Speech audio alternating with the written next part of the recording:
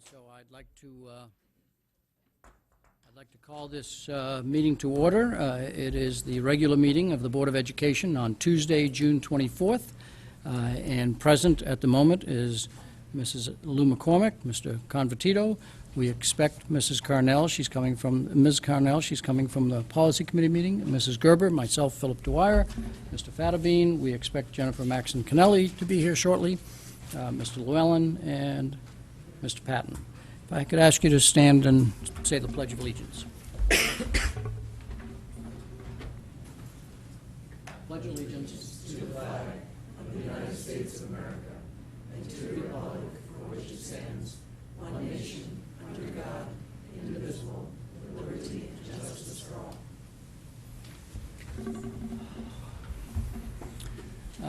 The June meeting is composed of certain decisions that have to be made every June, plus a couple of meeting items that have been held over. Approval of the AP Psych course, which is on schedule. This is when we were going to do it. The teacher evaluation, which got delayed because of additional state changes. We have the annual motions that we pass on the food service. We have the annual motion that we pass on the finance transfers. We have rated and ranked the goals, and so we have that in front of us. My hope is that we can get that done by 10 o'clock so that we can then go into executive session to discuss the other annual June event, which is the evaluation of the superintendent. There is an item shown for an action item, not forecasting what the board will do, so that those who ask from time to time, will we be adjourning from executive session in there because no action will be taken? The answer is no. You'll have to be patient and enjoy the comfortable chairs. We will, the board will convene to the superintendent's conference room, and then we will come out of there to adjourn the regular meeting here in public. Whenever we finish with our discussions back there. I can't tell you exactly how long that will be. It depends on the discussions at the board table. So that's where we are. We've moved the public comment to the beginning of the meeting.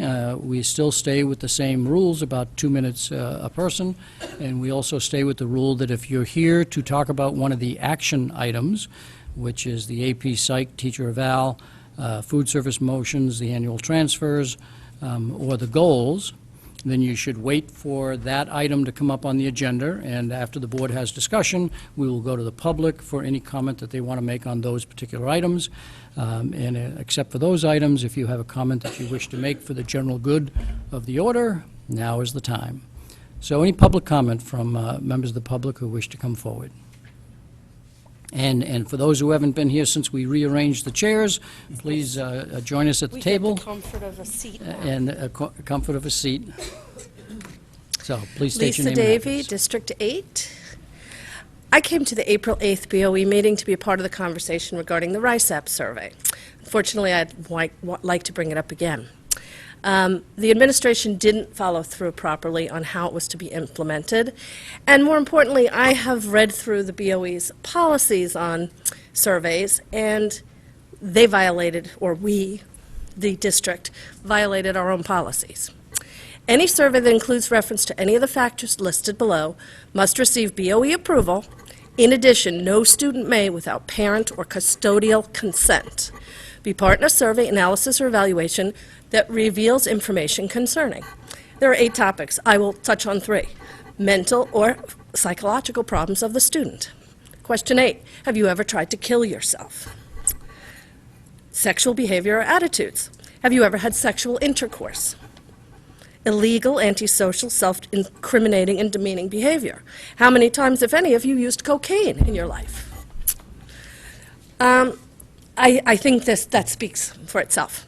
Also, the last line of the survey section of policy says, parents or guardians shall be notified of this policy at the beginning of the school year and when enrolling students for the first time in district schools. I have never been notified that there even was a policy on surveys. So I think for me, because this is the first year I've been vocal on these issues, the takeaway so far has been that whether I speak or I don't speak, how things get handled, I don't really have a say in. So I would appreciate if the Board of Ed would look closer at their policies. Thank you. Thank you very much. Any other people who wish to speak? And for those who may be first-timers here, the board's public comment period is so that we can listen to the concerns of people, not so that we enter into a debate and discussion on them. So if you see us being silent here, it's because this is a time for listening. Please state your name and address. Dawn Llewellyn, Fairfield, Connecticut.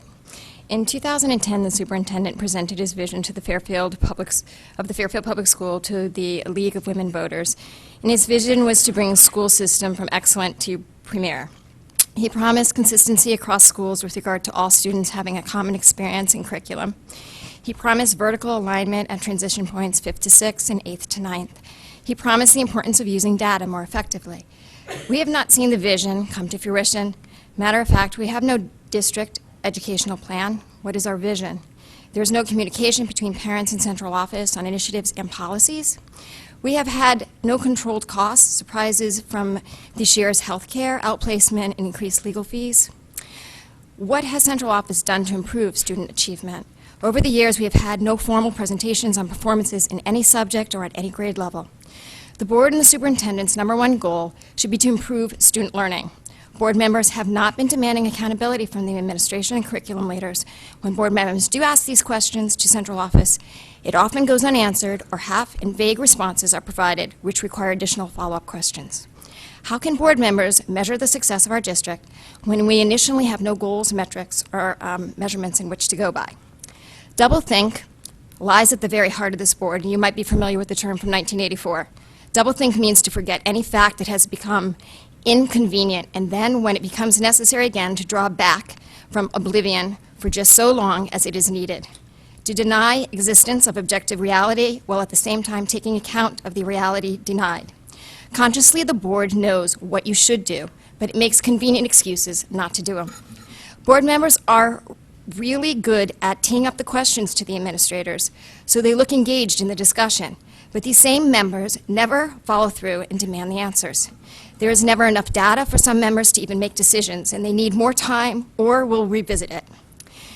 And then the topic is conveniently forgotten. Some members are good at Llewellyn, defaulting. do you have one more sentence or two? Sure. Thank you. Some members are good at defaulting at, I trust the professionals, and they are experts. They are invested in this. Well, I guess parents don't qualify as experts, and we're not invested in our children's education. Thank you very much. Any other comments from members of the public?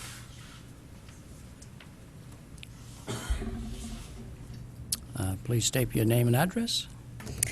Christina Marson, North Cedar. I have previously been up here since the beginning of the year speaking about security issues, and I've written emails as well, and I feel that they have not gone addressed formally by the board.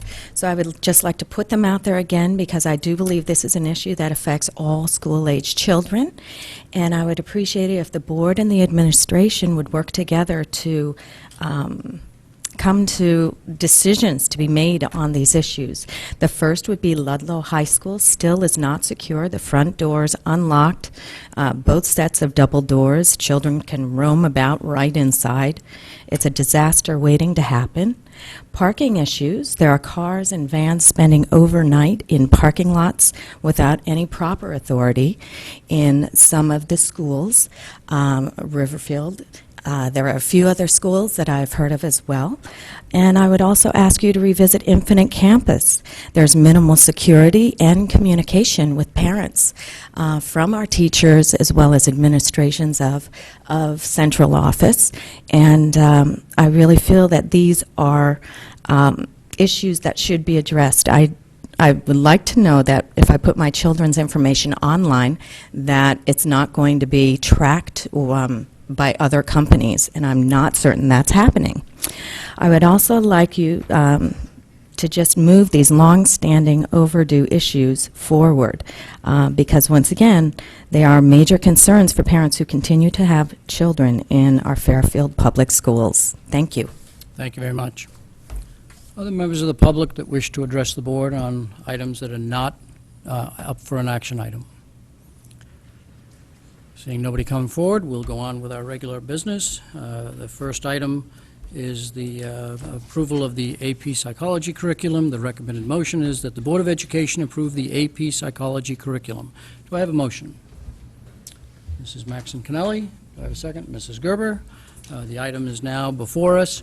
Now, we do have two motions we have to address, so therefore technically the textbook will come with the second motion, but certainly if there's a question or two that gets in the textbook during this motion, let's go at it. If it becomes an extended conversation, then we probably should wait for the extended conversation for the second motion. And I see by coming up, you're either here ready to answer questions, or do you have any opening comments that you would like to make, Dr. Boyce? Not regarding the curriculum. We're ready to answer questions about the curriculum. Okay. So, questions and/or comments from the board on the adoption of the first motion, which is approval of the AP Psychology curriculum?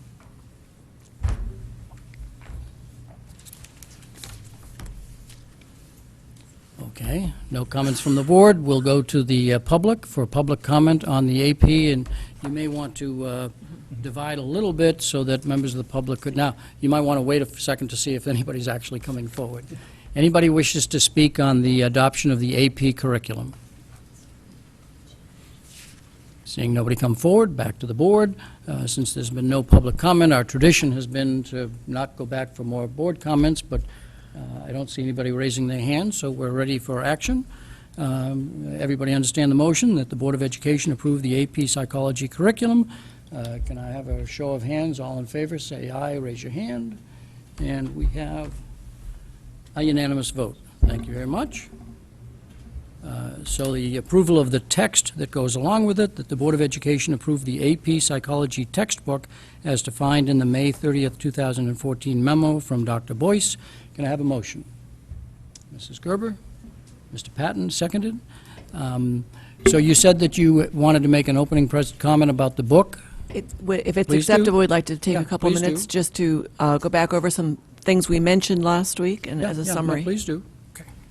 Thank you very much. In terms of the textbook, we do believe that the Myers Psychology for AP and the materials that accompany it is the best overall resource for this course, for both students and for teachers. The teachers from both high schools that are part of the AP Psychology Development Committee agree with this as well. They were unable to be here tonight because they are on vacation. However, they did provide letters stating their support, which I believe you have in front of you. Each of these teachers has taught advanced placement courses before, and one has actually taught AP Psychology in her previous district in Ridgefield.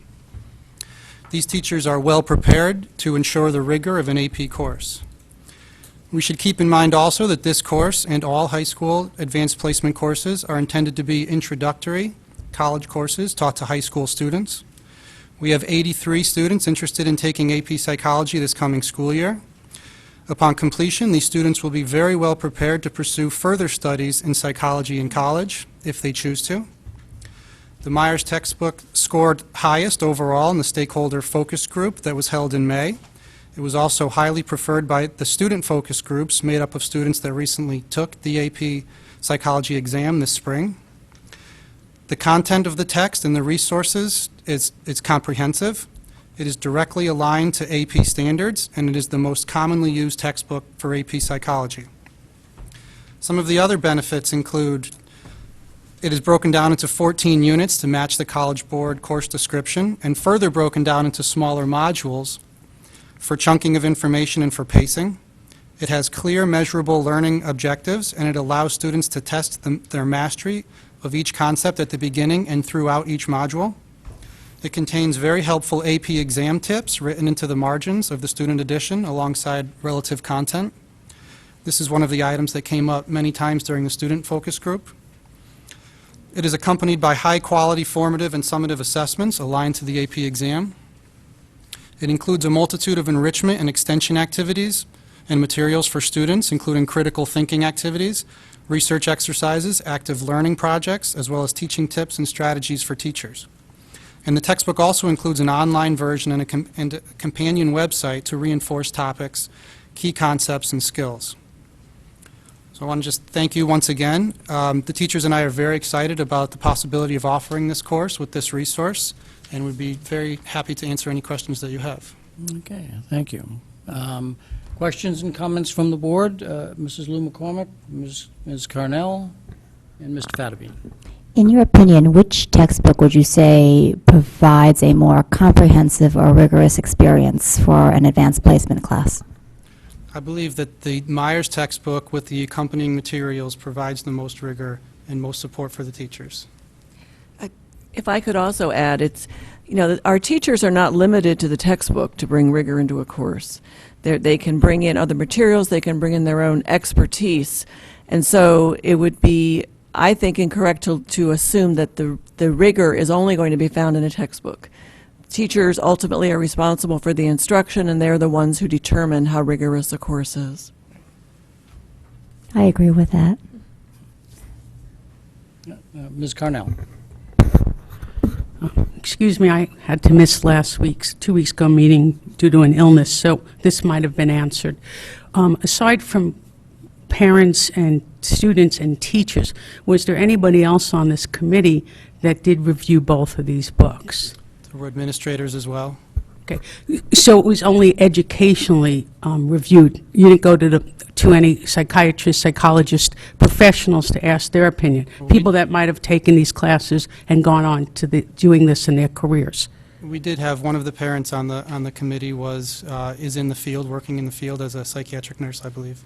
Okay, and how did they vote?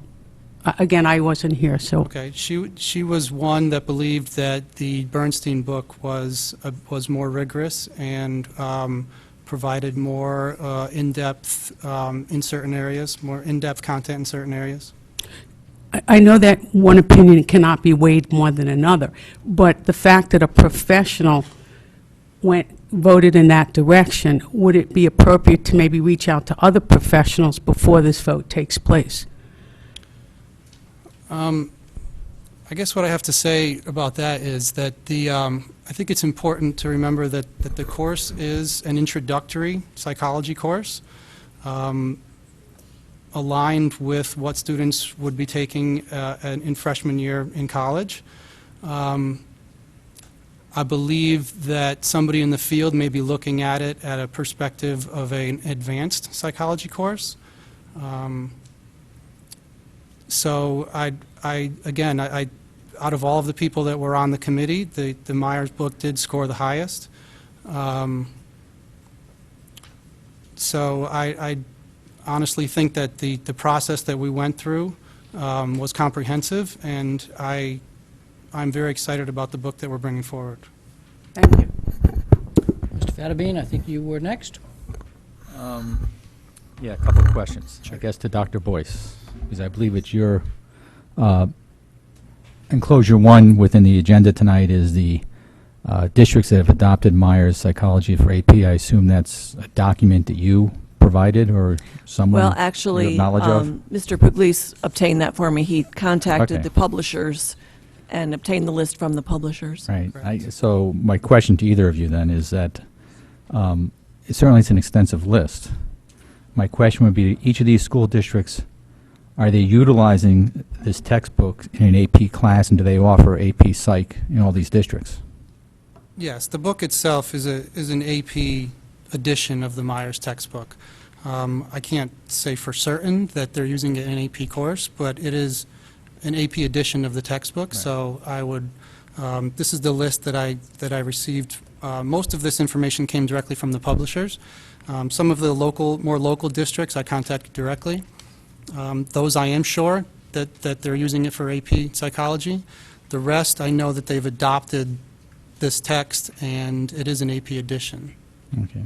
It seems, yeah, I'm surprised we waited so long to offer an AP class in Psych with this many districts offering AP, if they in fact are really offering AP Psych. But they It's certainly one- are using the textbook or have. Right. It's one of the most popular AP courses nationally. I did take the time this afternoon to review the three texts that were proposed. And I think, in my mind, all of them seem to have similar content and similar sequence. And while I do think the Bernstein's text may be a little more refined, I think the Myers text would certainly be appropriate at an introductory level psych course. So I have no problem with adopting the Myers text. Mrs. Max and Kennelly, and Mr. Patton. I got the email from the professional who worked on your committee, and I thought she raised some very good points. And I then went and asked one of the AP Psych teachers where I work about which one we use, and we use a different edition of the Myers book. And what it did is remind me, as Mrs. Carnell references, listening to the professionals. Well, I would say, yes, we should listen to the professionals, and we had professional educators on that board, and that if this were an intro to the profession course, we maybe should be not looking at either of those two AP prep books, but the independent Myers book. But that's not what we're doing. Our first responsibility is to the preparation of that AP exam, which it's a rather unique AP course, as Mr. Fadbean alludes to. It's a very popular course, and it's one of the few AP exams that many students who will not be interested or be capable of other AP level courses, this is one that they can take. And so it has the rather unique challenge with the textbook that it does need that relevance. It does need that the ability of the student to especially relate. They're not just going to grind it out through the course. They need that personal connection to it, and that is what I heard resoundingly this textbook had. And again, the reminder regarding the professionals, if this were in the hands of beginners, I might worry that some of the rigor wouldn't be there if they relied solely on the text. And that's where these letters were very compelling for me. I mean, doctor, if I can reference some of them by name, I mean, Dr. Samuel's credentials are very impressive, and she says to me what's so important, which you reiterated, that it is important to note that it is the instructor who introduces the rigor. It doesn't matter how good the textbook is, because no student is going to do well with a book that's just thrown at them. It's what's done with it. And that we have such well-qualified and experienced teachers who are going to be doing this. I do have a great deal of faith that they will be supplementing and enriching it and having the most up-to-date research added via articles. And that's not something that we have our handle on, but that we start with this as a baseline textbook. It is what 60 to 70% of people are using in terms of preparing for the AP, and with great success. And so I'm very happy that this was the one selected. Thank you. Mr. Patton? I also agree that I think that the professionals, while their opinion certainly matters, this again is an AP high school class, and we need to be teaching to the rigors of that class, which are possibly different slightly than an actual college course, and certainly even in college it's an intro to psychology course. It's not a second level psychology course. I couldn't remember from the last meeting. I did have a question to either through the chair to Dr. Title or Dr. Boyce. From a budget standpoint, was this textbook budgeted in the general textbook line item, or is it separated out? It's in the social studies textbook line item, textbook and materials for social studies. Okay, in the current budget that we had already approved. Excuse me? In the current budget we had already approved. Yes. Okay. Yes. In next year's budget. Yes. 14-15 budget. In the 14-15 Yes. budget. Correct. Okay. Mr. Llewellyn? Did the Bernstein publisher offer any information that you've not provided to us here? So when you asked the question on usage and they provided you the districts that are here, did they then go on to talk about other parts of the country, or was the question asked such that it was just local districts? They did provide information from other states, yes, but what we provided here just was from Connecticut. And what was that information from other states that was provided? There were some schools listed in New York and Rhode Island and Massachusetts. And did they give market share information kind of outside of this area? Did they say we are X somewhere else? They did not. They did not.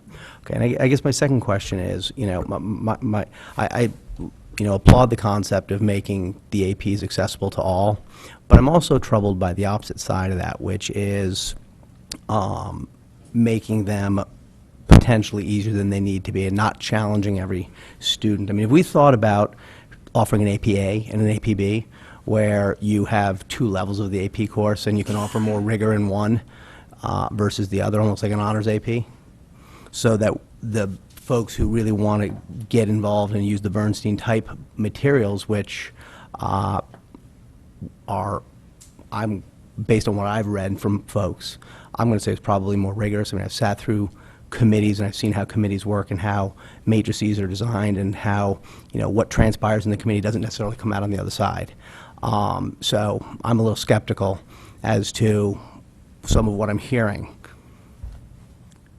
I think that we need to clarify, when we talk about students taking AP Psychology who may not access another AP course, it isn't because it's an easy course or a watered-down course. It's because there aren't the prerequisites attached to it that there are to many other AP courses, especially in math and science.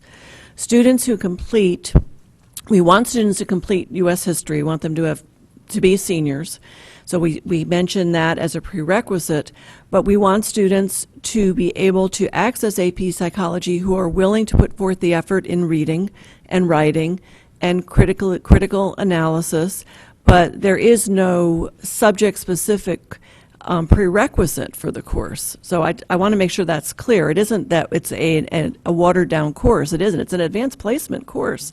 The College Board has set certain requirements for advanced placement courses that we follow for all of our AP courses, and this is certainly no different than any others.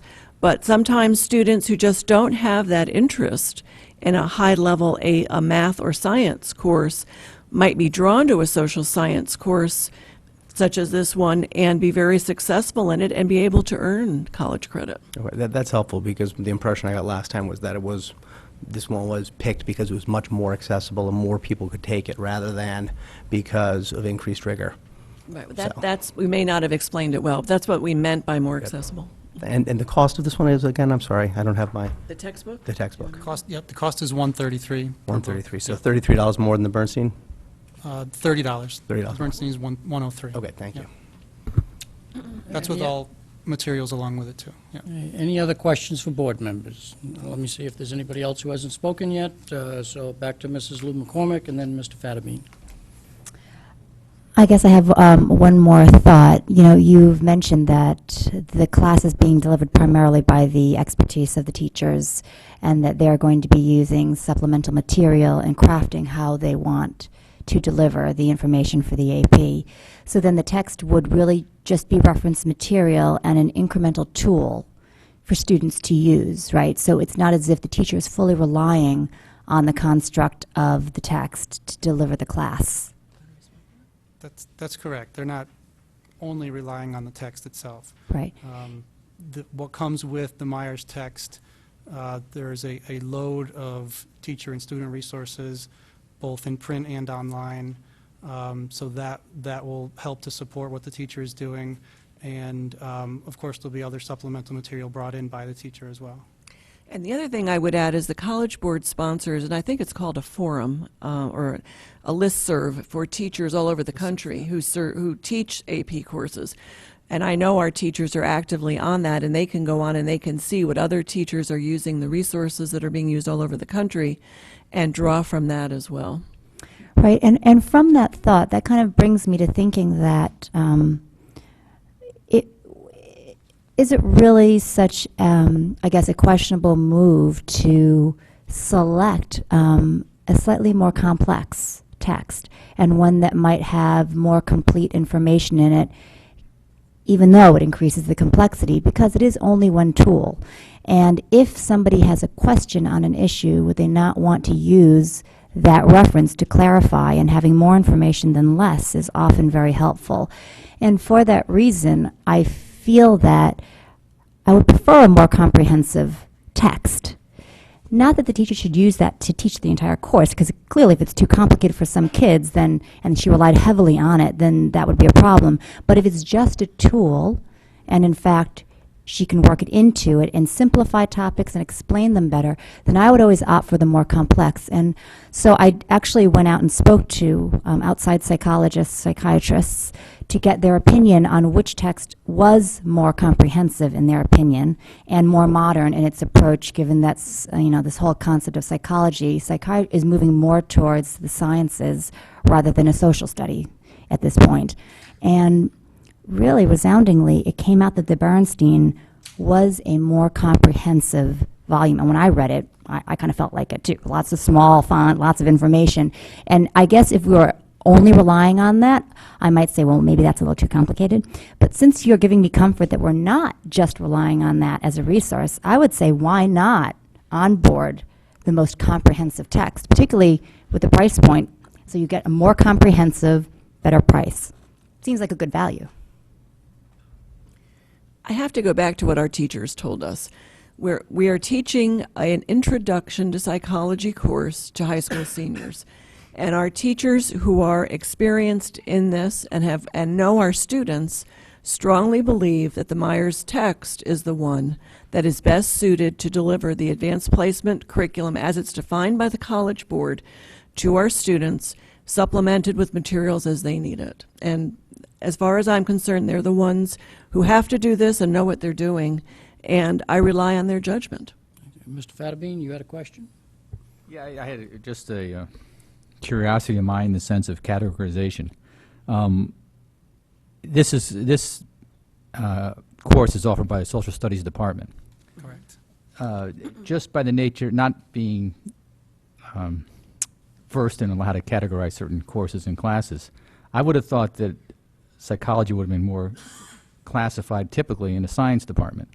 Are some psychology courses in the science department, and are there ones in the social studies department typically? And if so, are there differences in the course content that they offer? Is one more geared towards sciences and physiological or biological things? Because there is some biological content in the psychology and certain testing and sort of scientific protocol. So I would have thought, just not having understanding categorization, that it fits more into a science than it does into a social studies. Do you have any just general thoughts on that? I'm not aware of any district or any high school that offers it outside of the social studies department. It's classified as a social science. So no, I don't. Do you know if colleges? I mean, there is a lot of content that is biological and science-based. Yeah. But as far as I know, it's always classified as a social science Okay, and in the just- social studies department. Yeah. Thank you. Are we ready to go to the public? Okay. This is a vote to approve a textbook to go along with the AP Psychology curriculum course that for those of you to ask, well, how can you be registering kids for a course that doesn't exist yet? The registration process happens at a certain time, and this course description came at a certain time. So yes, there are students who are signed up because they have an interest in this, but it is pending this board's action. Do we have members of the public that wish to comment on the textbook?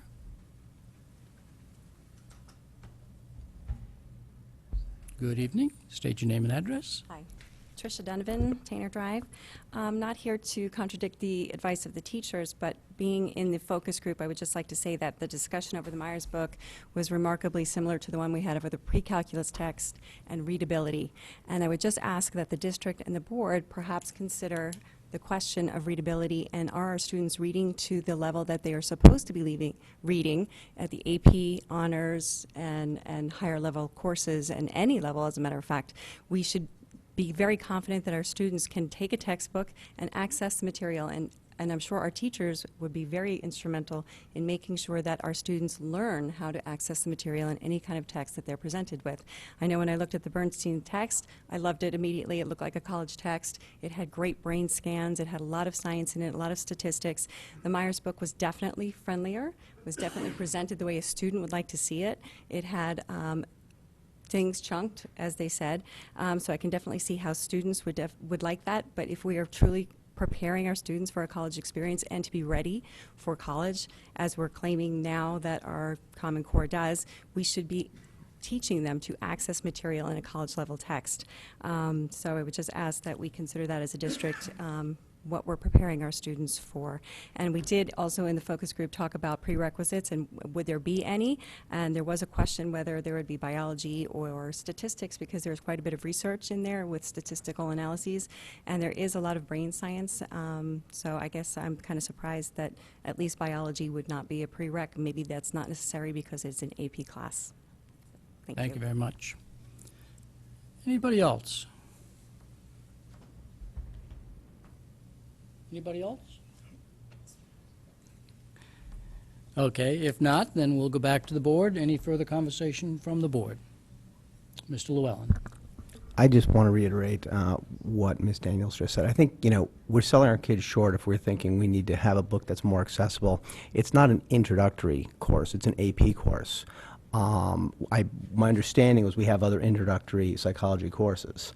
But, this is an AP. We do need to get our kids ready for the rigors of college. And they need to get ready to read a college textbook rather than an elementary textbook. Seeing no further hands, we're ready for action. The motion that's before us is that the Board of Education approve the AP Psychology textbook as defined in the May 30th, 2014 memo from Dr. Boyce. I remind the board that approval of textbooks requires 6 votes. All in favor of the textbook, please raise your hand. Mr. Convertito, Mrs. Gerber, Mr. Dwyer, Mr. Fattovine, Mrs. Maxon Kennelly, Mr. Patton, all opposed. Mrs. Lou McCormick, Ms. Carnell, and Mr. Llewellyn. The textbook is adopted 6-3. Thank you very much. Can I ask the board how much time they may think they wish to speak on the teacher evaluation program? I ask that because we have professionals from the food service company here, and if it's going to be extended conversation, I might ask the board if they wish to, by unanimous consent, move the food service program discussion up. If there's not going to be a lot of discussion on teacher evaluation, I'm talking about 10, 15 minutes and then we're done, well, then I'll keep it in the agenda order. Will that discussion on the food service just be the presentation, or will it cover the financials as well? The food service financials, Correct. yes. It will. So there'll be extensive conversation there probably. So is the board amenable to, so therefore go ahead. I plan to discuss for maybe 15 minutes, depending. I don't know what it may generate, but I have some discussion on the... The question is on teacher evaluation. Yeah, Would I have that some be a discussion long on teacher conversation? evaluation. I plan to discuss teacher evaluation. How long that discussion takes, I mean, it could take a short time as far as I'm concerned, but it may not. Yeah, so if the board is amenable, I'll move the food service items A through D up so that the professionals who have joined us for that conversation can provide their expertise to us, and then we will go back to the teacher education program. Is there unanimous consent to do that? I see no objections, so Just a so ordered. clarification, that's agenda item number 5. Agenda item number A 5. through C? A through D? D through D. So we're just going to skip agenda item 4C in essence. Correct. Okay. Okay. So, Ms. Munsell, you're up.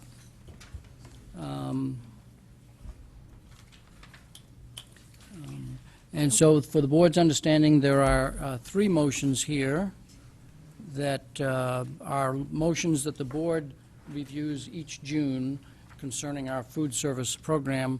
We have the honor this month also of introducing our new food service purveyor, and so Mrs. Munsell, lead us off. Thank you. I'm going to talk about the food service financials first. Starting back in December with the first projection, Board of Ed projection, we recognized then that the food service program was probably not going to be able to fund the custodial charges that we had asked them to. So we had... If I could interrupt you just one moment, and we're talking about enclosure number 3. I'm sorry, enclosure number 3. Members can, right, board members can get enclosure number 3 in front of them. Thank you. Okay, so back in December, we recognized the food service program would probably not be able to fund the custodial charges, so we had included that in the first projection, Board of Ed projection.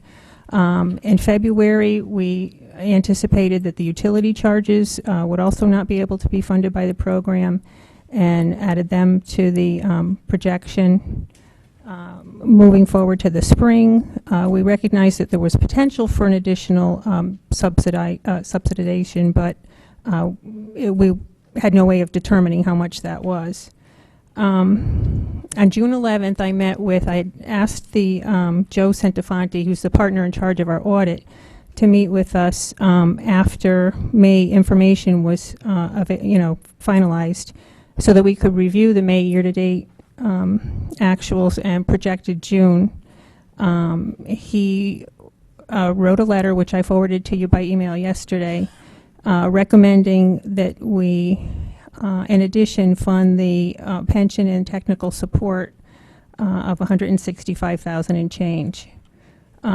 We also determined that we felt that the program could sustain payment of their 12-13 liabilities, which was about $200,000. In the end, this leaves us with deferred revenue, which is the student prepaid accounts of $182,000, and an adequate cash balance for starting the 14-15 school year. You received the accounts payable detail, which lays out how what happened with the payables and a year-end income statement. The projected fund balance for next year would be $92,000, and a cash balance of, after receivables, just over $200,000. The other thing I'd like to say is also part of this consideration was the fact that Whitson's, in their contract, has guaranteed a profit next year of $170,000. So taking all that into consideration, we felt this was the best scenario. Any questions? Okay, so questions on exhibit or enclosure number 3 that board members may have, the food service financials, before we move on to the other items. That's item A, and then after that, we'll move on to item B, where we'll actually put a motion on the table. Mr. Llewellyn? Mr. Llewellyn? Okay. If we go to the first schedule that you've got projected, as we read your memo here, it doesn't state what is the total amount that you're asking for? It's summarized Transfer? on the accounts payable at the bottom. And the number is? $327,281. 327. And that leaves us with what type of fund balance? $92,000. $92,000 is the cash balance? No, it's a fund balance. That's the fund balance. And what would the cash be? About $240. About $240. So what's the offset to that $240? What do you mean, what's the offset? What's the liability? Is it Outstanding, The $182 and inventory. so the 182 is a liability? That's accounts payable, it's deferred revenue. Okay, accounts payable. So if I'm looking at 630, your first column that says accounts payable, the $207,000, is that $207,000 all from the prior year, 12-13? Right, that's a 630, 2013 Okay, so that was- accounts payable. That was a negative balance that we carried forward, or payable? Right, that's the 200,000 that I spoke of that Right. we felt. And the 168 was a liability associated with the, Deferred revenue. meaning Prepaid student account. deposits kids put in, correct? Okay, so for a total of 375, correct? Correct, And that, okay, and that was as of 6:30 as well, 630, 2013. 2013. Okay. So where is this money, well, I guess we're going to get to transfers later, on terms of where this will be funded from? Right. correct. We'll get to transfers later. Okay, thank you. Anything else, Mr. Llewellyn, or are you? No. Or I'll go to other board members, and if there or I'll come back to you. Any other board members have a question on the food service financials? Seeing no hands, this is just a, oh, I'm sorry, Ms. Carnell, followed by, if you raise your hand again, I'll know that you do I'll want raise to my hand speak. again. I just have a quick question to understand something, because I've never balanced my checkbook, so I'm gonna... You said that the food service said we'd have a surplus of $170,000 at the end of next year. Did I understand you correctly? Yes, there's a guaranteed surplus in Whitson's contract. So what does that mean? No matter what happens, we have to have $170,000 in our account from food services? They are guaranteeing a profit of $170,000 next year. That goes to Company our is. bank account. I'm sorry, what? Company is, The company is. To us? yes. Right. Okay, thank you. And Mr. Llewellyn, did you have a question or not? I did. I'll save it for the transfer section. The transfer. Okay, are we ready? Mr. Patton? On the, I guess, end balance of $92,280, That- Which sheet are you on? the second Projected ending fund projected, balance. the projected end fund balance. 92,230. That's the balance projected after all the, I assume, if we approve all the transfers. The 92,000? Yes. Yeah, that projected column incorporates the Okay, so I guess my basic question is, what do we, if we're outsourcing the program, what do we need and why is it such a weird number? What do we need the $92,000 for instead of putting it to zero? It's still our fund. We still, it's our account, it's our money. Right. We manage it, and whatever's there in the end is still ours. So is that $92,000 ours that we're going to do something with, or is that going to stay there? It's a or- fund balance. It's equity in the It's- program. Okay, so, but again, if it's Mr. Patton, I think that it's a fund balance that will accrue to our benefit, and while the company, let me state this, and if I'm wrong, the company can restate it, is prepared to invest their own money in starting up this operation and equipment, there might be a piece of equipment, there might be a repair, who knows, that is needed in the kitchen operation that our district would be responsible for. This would be a source of money for that. It stays with the food service program. Gotcha. Okay, so it just stays with the food service program. It's kind of a slush fund in case of things that we need that the food service company may not be able to provide. I wish I could take I certain... know you can't guarantee that, but I wish I could take certain adjectives back.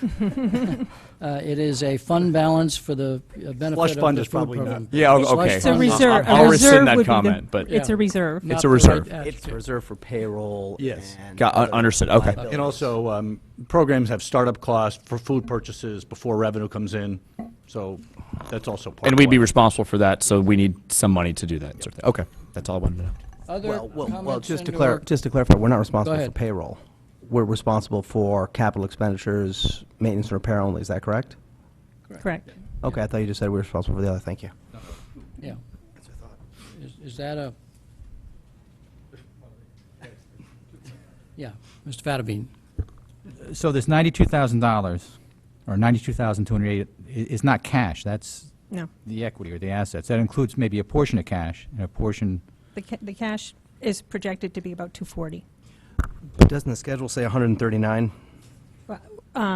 With the receivables that we would get over the summer, at the beginning of the start of the school year, to be about 240, which is what we're concerned about. Right, and the receivables are primarily government monies, Governmental reimbursements. reimbursements, yeah.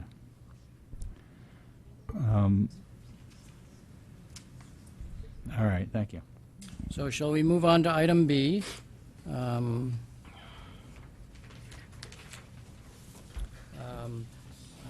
I think at this particular point, after we get the motion on the table, Ms. Marcel will introduce the new food service purveyor. I think that's how we're planning on doing it. And this is approval of the participation in the Healthy Food Certification Program. The recommended motion, it's a long one, is that the Board of Education approve participation in the Healthy Food Certification Program for the school year 2014-15 with the exclusion of the sale of food, one, sold in connection with an event occurring after the end of the regular school day or on the weekend, 2, such sale is at the location of the event, and 3, such food is not sold from a vending machine or school store. That is the same wording that has been historically that we've approved at this time. Do I have a motion? Mrs. Gerber, Mrs. Maxon Kennelly, and before we get into the debate of that, for members of the public who may go home and have a text or an email or a voicemail that says, "What happened to the Board of Education on Fair TV?" From time to time, a lot of times it is live. From time to time, for various program scheduling reasons, it is not. Tonight, it is not. So tonight, you will be able to find it on some schedule that it'll be on the website. So for those of you who may get a text and saying, where are you? That's the answer. So back to the motion. Do we have conversation on the approval of the participation in the Healthy Food Certification Program? You want to ever come up, bring up Whitson's now? Okay, yes, I'm sorry. Yeah. Yes. Doreen, do you want to introduce them? John? Yeah. While they're coming up, Now, I know that you might have been expecting a drum roll, a marching band Right. for your introduction, but A buffet? a buffet. a buffet, we were certainly expecting a buffet. Go ahead, do you want to? Yeah, go ahead, Doreen. I won't go into the process because David mentioned that earlier, the process we went through with the RFP, but I am very happy to introduce John Gersbeck. He's Vice President with Whitson's, and I've been working closely with him and quite a few other people on his staff to get started with for next year in the program. So, John? Thank you very much. If that's on? Okay. Oh, okay. I'll bring that there. You have to inhale it. Yeah. I have two other representatives with me. It's Lisa DiPaolo is going to be the on-site resident DM, and Karen Gersbach is a DM that's going to help her support throughout the opening of the account. Although Lisa's a district manager, she's actually going to be on-site working here out of the office up here at the town hall. Just to give you a little brief, it's a big binder this is my binder for opening. So I'm going to try and consolidate that into a 5 or 10 minute conversation. I know you have a long night, so I apologize. Just a little bit about Whitson's, family-owned organization. We're in our 35th year of business. We're headquartered on Long Island. We have over 90 school districts. 14 of those districts are within Connecticut. Our approach is people, food, and communication. Notice the first item on there is people. The people include, obviously, the administration, the community, the students, first and foremost, and the team members that are within the kitchens. We don't call them employees, we call them team members, because we're all part of one team. What the students and parents can expect, I know as mentioned, we're going to invest over $237,000 in equipment. I know that we have about I think a 33% increase, which is about 300 kids a day. It's about 20 kids per school. Not overly aggressive because of the concepts that we're going to be adding in. Those concepts are, I want to say, a mall-style food court effect, and that's where that equipment comes in. We noticed in some schools they're missing some refrigeration on the line. We're going to invest those dollars in there because of the new Healthy Hunger Free Kids Act. We need to offer vegetable subgroups, and within those subgroups, it's all cold items. So they'll have like mini salad bars on a lot of your secondary lines, and they'll have access to those salad bars prior to getting to the register, which is what the state really loves. And the kids love it. So it's something new for them. We also are implementing into our elementary schools, it's our award-winning nutrition safari program, which is a program that offers different character-like animals that represent each food group, and the kids get to understand food. It's almost like Popeye and spinach. They get to have an understanding, like Murray the monkey represents a fruit group.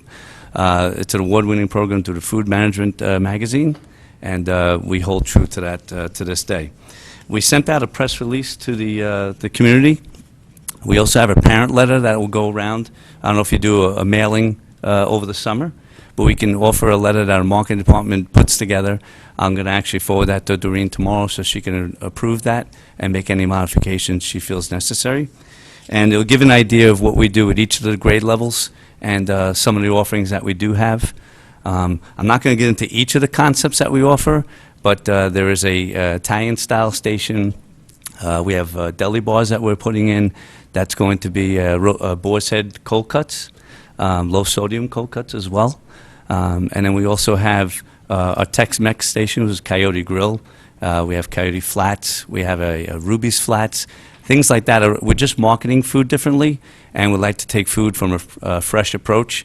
So we would take a regular 80-20 ground beef, and instead of just putting a taco seasoning in there, we actually add fresh ingredients, red and green peppers, onions, jalapenos, and we mix other ingredients in that, and it makes it more of a fresh product. Elementary schools, there's going to be 4 options a day, including the main hot entree. They'll have a salad entree, which is a healthy choice entree, deli sandwich, and a bagel and yogurt lunch. So if the child comes to the line, they don't like the hot lunch of the day, they have 3 other options that they could choose from. And obviously, any school that we see that those aren't enough, we can add a cheese sandwich and things like that as well. All the main items, there'll be very limited a la carte as far as the meals are concerned.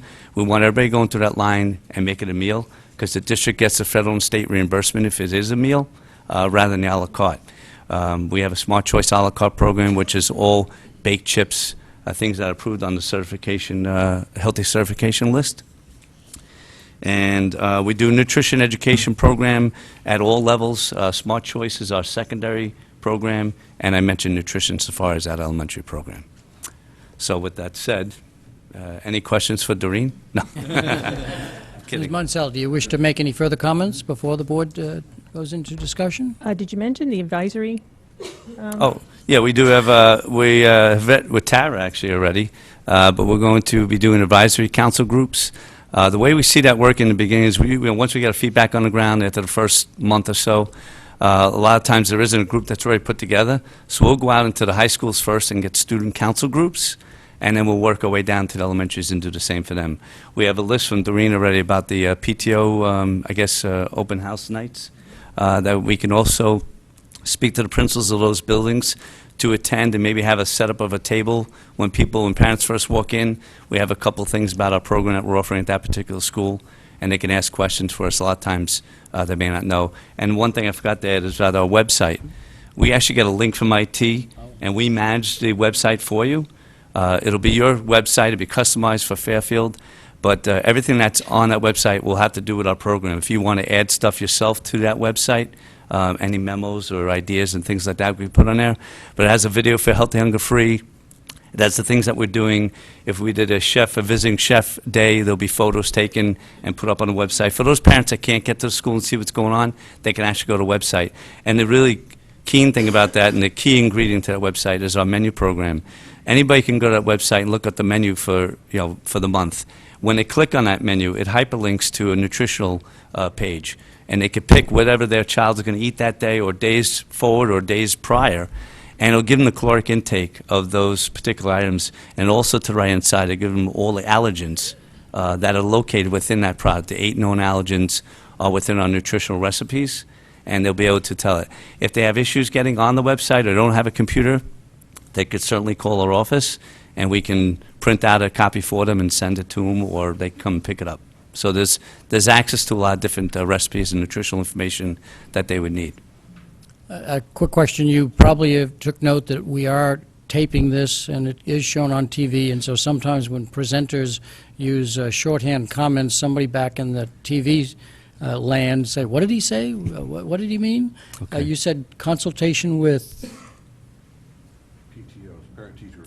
Oh, parent-teachers PTO meetings? Yeah, and you mentioned PTA? person's name, a staff person? What? Oh, no.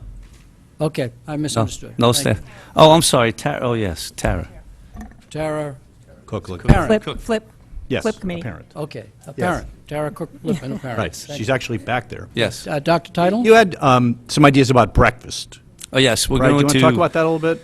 Yeah, after we get our feet on the ground with opening, because opening's busy, we're going to be offering breakfast at the secondary level first, and we're going to partner with the district and talk about elementary schools. We'll probably start in one where a principal is able to, to work with the flexibility of the schedule, and then we'll move on into the other elementaries as well.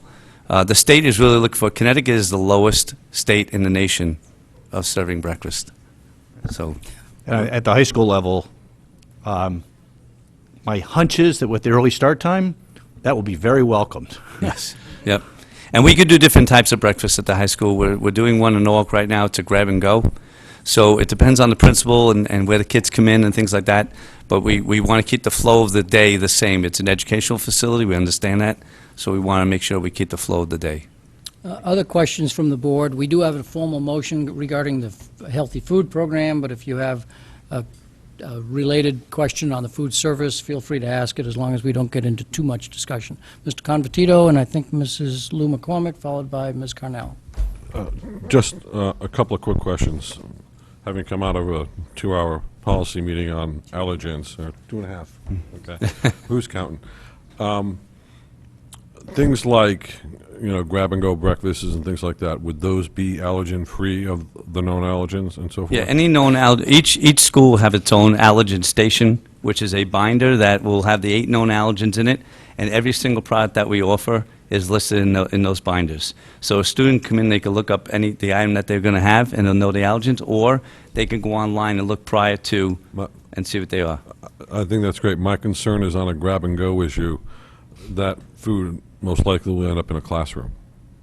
Mm-hmm. Yeah, anything that we would offer. That's what we spent 2.5 hours on. Yeah, if we were going to offer a grab-and-go style, it would get approved by the district before we do that.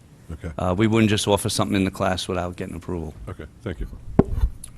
Mrs. Lou McCormick, followed by Ms. Carnell. Okay, so my first question is, you mentioned hunger-free.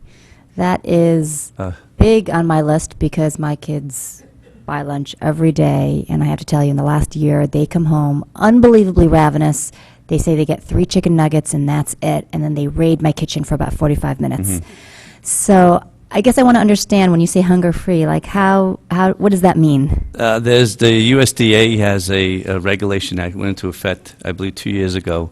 It's called Healthy Hunger-Free Kids Act, and it's from First Lady Michelle Obama in trying to eliminate a lot of the unknown ingredients within products. We have an extensive list, and we've been starting nutritionally many years ago. I want to say over 10 years ago. Things like our dressings are all natural. All our breads and nacho chips and taco shells and things like that are all high fructose corn syrup free. What the Healthy Hunger-Free Kids Act did was it followed that suit, as well as portions. They were trying to limit the amount of portions, and mainly in proteins and breads, and that's where kids started going home hungry. So they lifted last school year, it was going to be tightened down, and they lifted that mid-year, so it didn't go into fruition. So now, next year, it's also been lifted. So we're able to give, you have to have a credible 2-ounce portion of protein, a credible amount of protein, but that was, you weren't allowed to go over that at one point in time. Now you can, to some extent. So I think that's why, and I think the media probably made it more of a negative thing than it really was.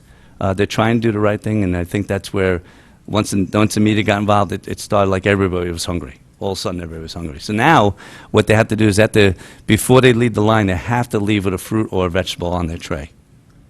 And that's part of the Healthy Hunger-Free Kids Act. So I have one more comment on that. So this is the reality. I don't know why. I got into a conversation with a woman who works inside the cafeteria, and she mentioned that because you require every child to take the fruit, they take the fruit. Most children don't eat the fruit. So then what they end up doing is throwing the whole fruit away. No. We offer a variety of fruits and vegetables, and again, if you stay with the fresh approach, you'll get kids to take it. A lot of kids like finger foods. I'll give you an example. At the elementary school, we did a test with steamed broccoli and broccoli florets with a low-fat dressing, all-natural dressing. The majority of the kids took the fresh broccoli florets with the low-fat dressing, and they took it because it's finger food. And once one kid takes it and they see the kid in front of them take it, all of a sudden, plus you now have we're including a lot of stuff where we could provide that, different containers that we could serve it in, we'll provide that, where you didn't have the resources before, so we could bring those resources to the table and assist in doing that. I just want to make sure that, Oh yeah, and the fruits and it's vegetables. hard to force a child to eat something healthy just because you put it on their plate, and then the waste that goes on We're is giving them the unbelievable. choice.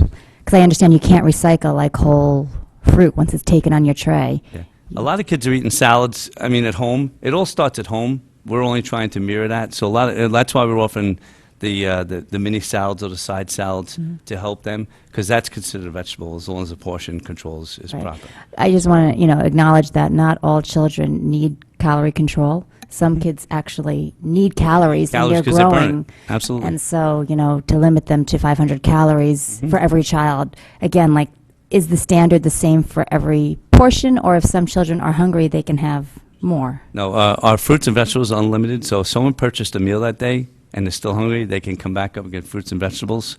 They are also allowed to purchase a second entree if they choose. And that's again, we want to make sure they leave with a meal, and if they want extra food, they can come back and purchase it. Okay, and my two side questions are, do you offer soup? Because Yeah, would love yes, soup. we do. Good, awesome. In the secondary then- levels, we have it's called Ladle Lovers, and we offer a different variety. We try to offer 2 a day, but it depends on the line and where we could fit it. Okay, that's very important. And then the last one is, I had heard that there's like unlimited access to ice cream. I don't know if that's in the high school or what, but No, is not there going to us. be a limit now? Because I can imagine that being a disaster later in life. Oh, I'm not, we have to follow the healthy certification list. If it's on that list, we can provide it. But again, we're not going to concentrate on a la carte. If there's a real need for it and people really asking for it, we could talk to the district and decide that together. It's a partnership for us. So we're really concentrating on the meals more than the a la carte. And there's no soda, I would imagine. No, Okay. that's All a right, law. We excellent. can't have Thank soda. you. Ms. There's a Cornell. beverage law in Connecticut. We're not allowed to have that. That's where I was going. If you would just discuss a little about the beverages. Yeah, there's 'Cause a beverage law. Everybody's focusing on the healthy food. Yeah, and that's part of the healthy food, but there's also a law now that's above and beyond the healthy certification. No beverages can be served that have sugar, like Gatorade or Powerade. That's all gone. You cannot serve that anymore. Water is an unlimited amount as far as size. All the other items are 10 ounces or less.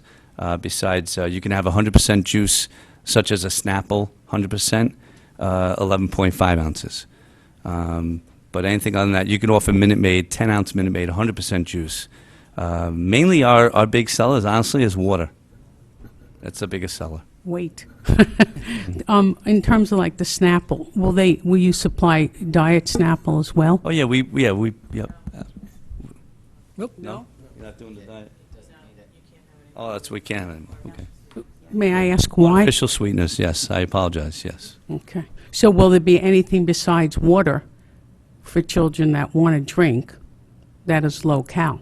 Because you can give them all the fruits and vegetables, but a lot of times there's a lot of hidden calories in that. If there's a need for other beverages, again, we can rely on the healthy certification list, and we would partner with the district and decide which ones are on that list we want to offer.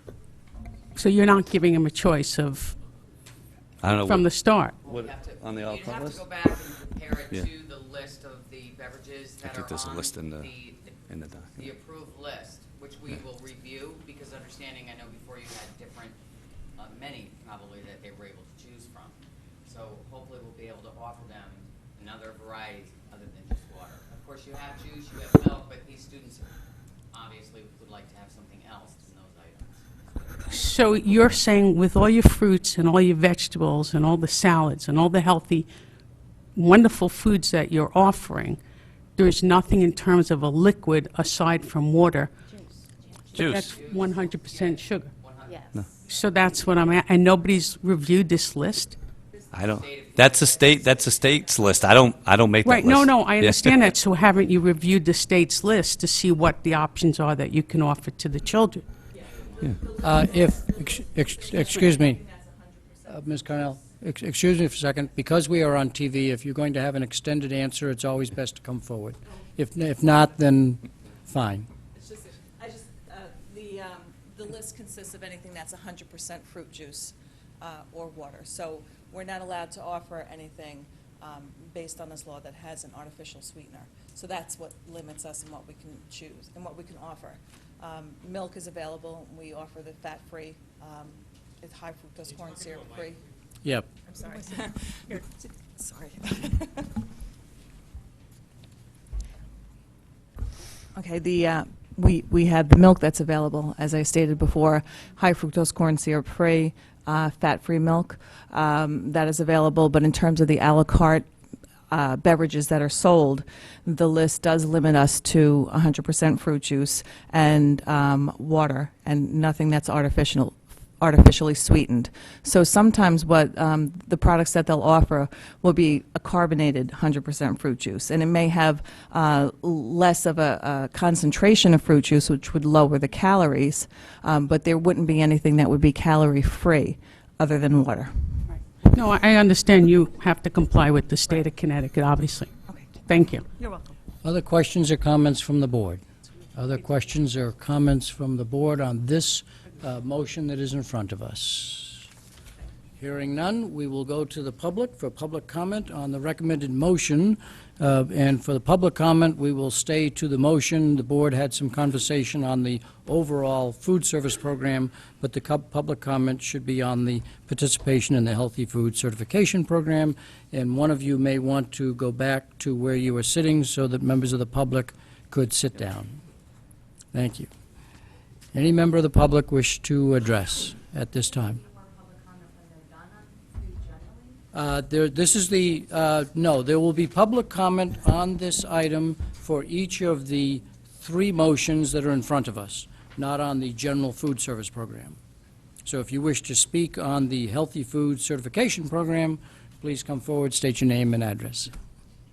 Tara Cook-Littman, 160 Stella Lane. I'm the chair of Fuel for Learning Partnership. And I just, first of all, want to say thank you for hearing the parents. Thank you to Dr. Title, to Doreen Munsell, and to the entire board for bringing in Whitson's. I just want to quickly make a statement on the healthy food certification. So I'm not sure that everybody realizes that we participate in the National School Lunch Program. This is in addition to that, that we can get the certification as part of that program. But, you know, they are bound to do what's mandated by the federal government if we want to get our money from the federal government to feed children who can't afford it. That's where the hunger-free aspect comes in. And I do Fuel for Learning Partnership because I believe that good, healthful, affordable food should be available to everybody.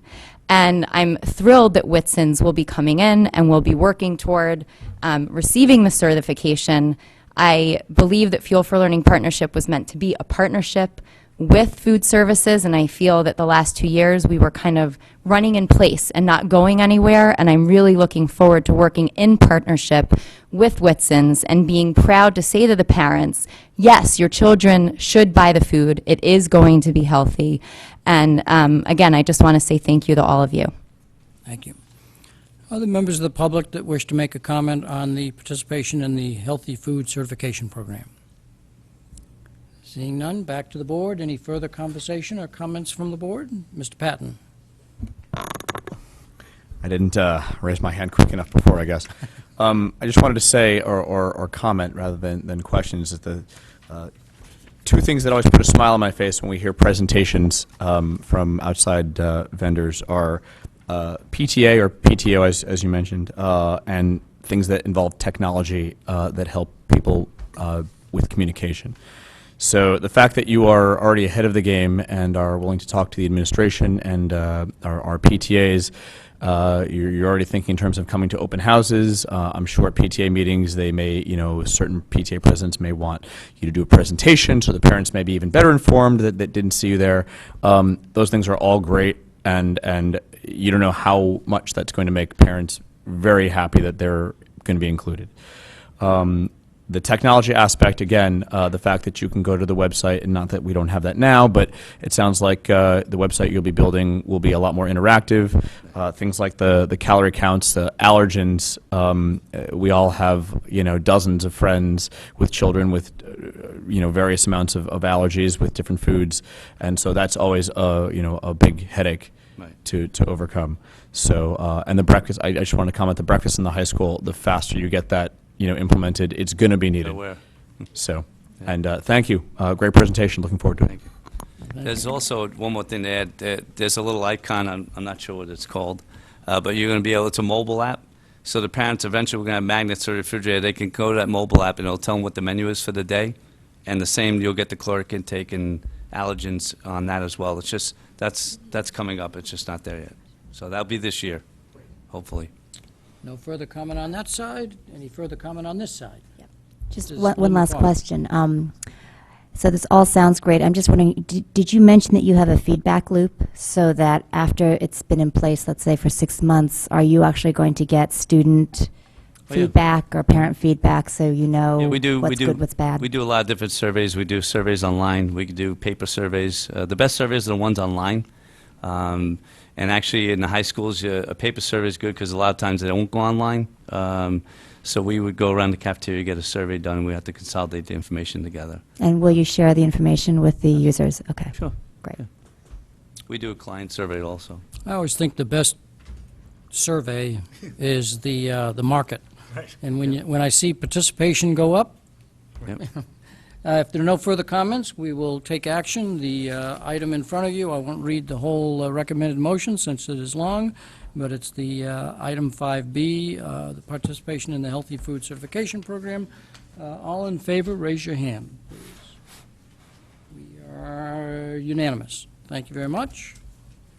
The second motion concerning the food service is the approval of sale of beverages. The recommended motion is that the Board of Education allow the sale of beverages not listed in Section 10-221Q of the Connecticut General Statutes, 1, sold in connection with an event occurring after the end of regular school day or on the weekend, 2, such sale is at the location of the event, and 3, such food beverage is not sold from a vending machine or school store. Do I have a motion? Mrs. Gerber? Mr. Convertito? This motion sounds very familiar to the first motion, but there is rationale why this has to be a separate motion, and so it is in front of us as it has been every year. Any conversation on the sale of beverages not listed? To the public, and then we'll come back in case. Go ahead, Mr. Patton. And Can you just briefly, maybe the public also might not understand this, in terms of the differences between the two motions and... the chair to I'm sorry, yeah, Title, through the chair to Dr. right, Title, yes. I guess. Right. The law allows for some exceptions to the general healthy food rules. Okay. Generally, this was the football concession stand amendments. So essentially, what this allows, the first motion allowed food to be sold, say at a sporting event, say at a football game, that didn't comport with the healthy food certification. That was the first one. This one has to do with allowing beverages under those same conditions.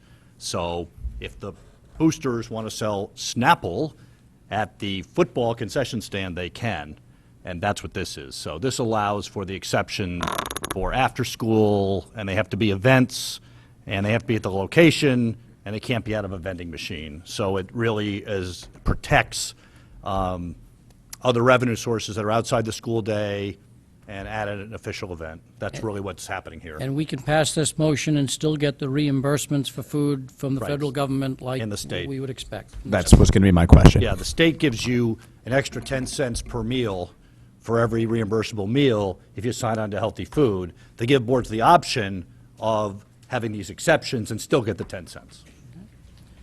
Mrs. Lou McCormick. And do we have a comparable type of exception for foods, like if you have a cupcake sale, or if you want to sell pizza, or As French long as it fries? fits this event is an event, has to be an event, so it can't be a practice, after the end of the school day or on a weekend. As long as it fits that, you're okay. But it can't be, no? the issue had been that during the school day, that's where the prohibitions are enforced, is really what it boils down to. So if there's an event that occurs, if there's a night event at a school, you can serve whatever you want. So We can serve food or beverage. Yeah, so That's- the This is first... the beverage part. Yeah, the first motion referred to food with those. Right. The second motion refers to the beverage. Serve your coffee. Yeah. Yeah. So you can serve the diet Snapple. At that point, yes. And this is specifically about selling to students. You can sell whatever you want to parents. Okay. It's too late for them. Right. If those are the last comments, can I go to the public? If those are the last comments, can I go to the public? Are there members of the public that wish to comment on the approval of the sale of beverages not listed in Section 10-221Q, and the motion is on the agenda? Any parents wish to come forward to discuss that item? Seeing nobody stand up, back to the board. Since there was no public comment, are we ready for action?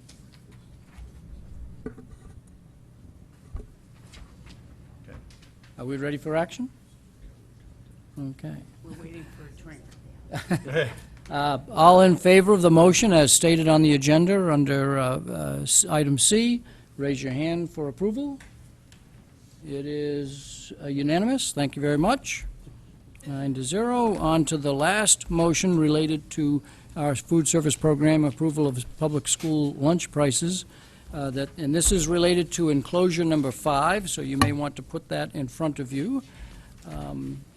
And that is that the Board of Education approve the recommended school lunch prices for the 2014-15 school year as contained in enclosure number 5. Do I have a motion?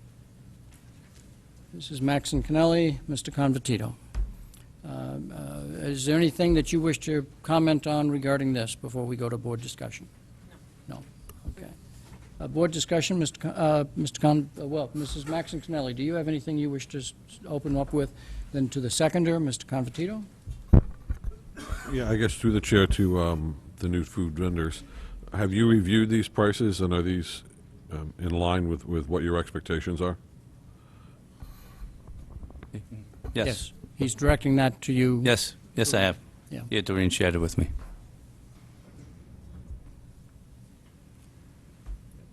Any other comments or questions from the board? Hearing none? No, Mr. Vadabine? I guess, could anyone comment on what a deluxe is? So, I don't know whether you have this item in front of you. No, I know what they are, though. The prices are, but there's an A item lot of school called districts, deluxe. yeah, a lot of school districts call it a premium meal. So they'll still have I'll tell you what our premium is, or we have a visiting chef come in and offer different types of items that are above and beyond the expectations of the regular type A meal of the day, which is your meal of the day. And they usually recommend a higher price for that. And the state requires that you have a deluxe or premium price approved for that item. Okay. If I understand the answer, it doesn't necessarily indicate there's additional calorie count or content or food size portion. It's the quality of the food that's Right. different. Right. And that's prior to us being here, but as a company, we do the same thing in other districts as well. You had I think they call it a deluxe meal before? We call it deluxe meal. Yeah. So this has existed before? Yeah, this is before our this is time. This Yes. year's price? Correct. But can I ask maybe just an example as to what a regular meal would be and what a deluxe meal would be? Just to get a flavor as to what you're upgrading and what it would include? Sushi. We come in and have a chef come in and roll fresh sushi without raw seafood, obviously. But How do you do that? yeah. Is the board allowed to come? You are good. There's a lot of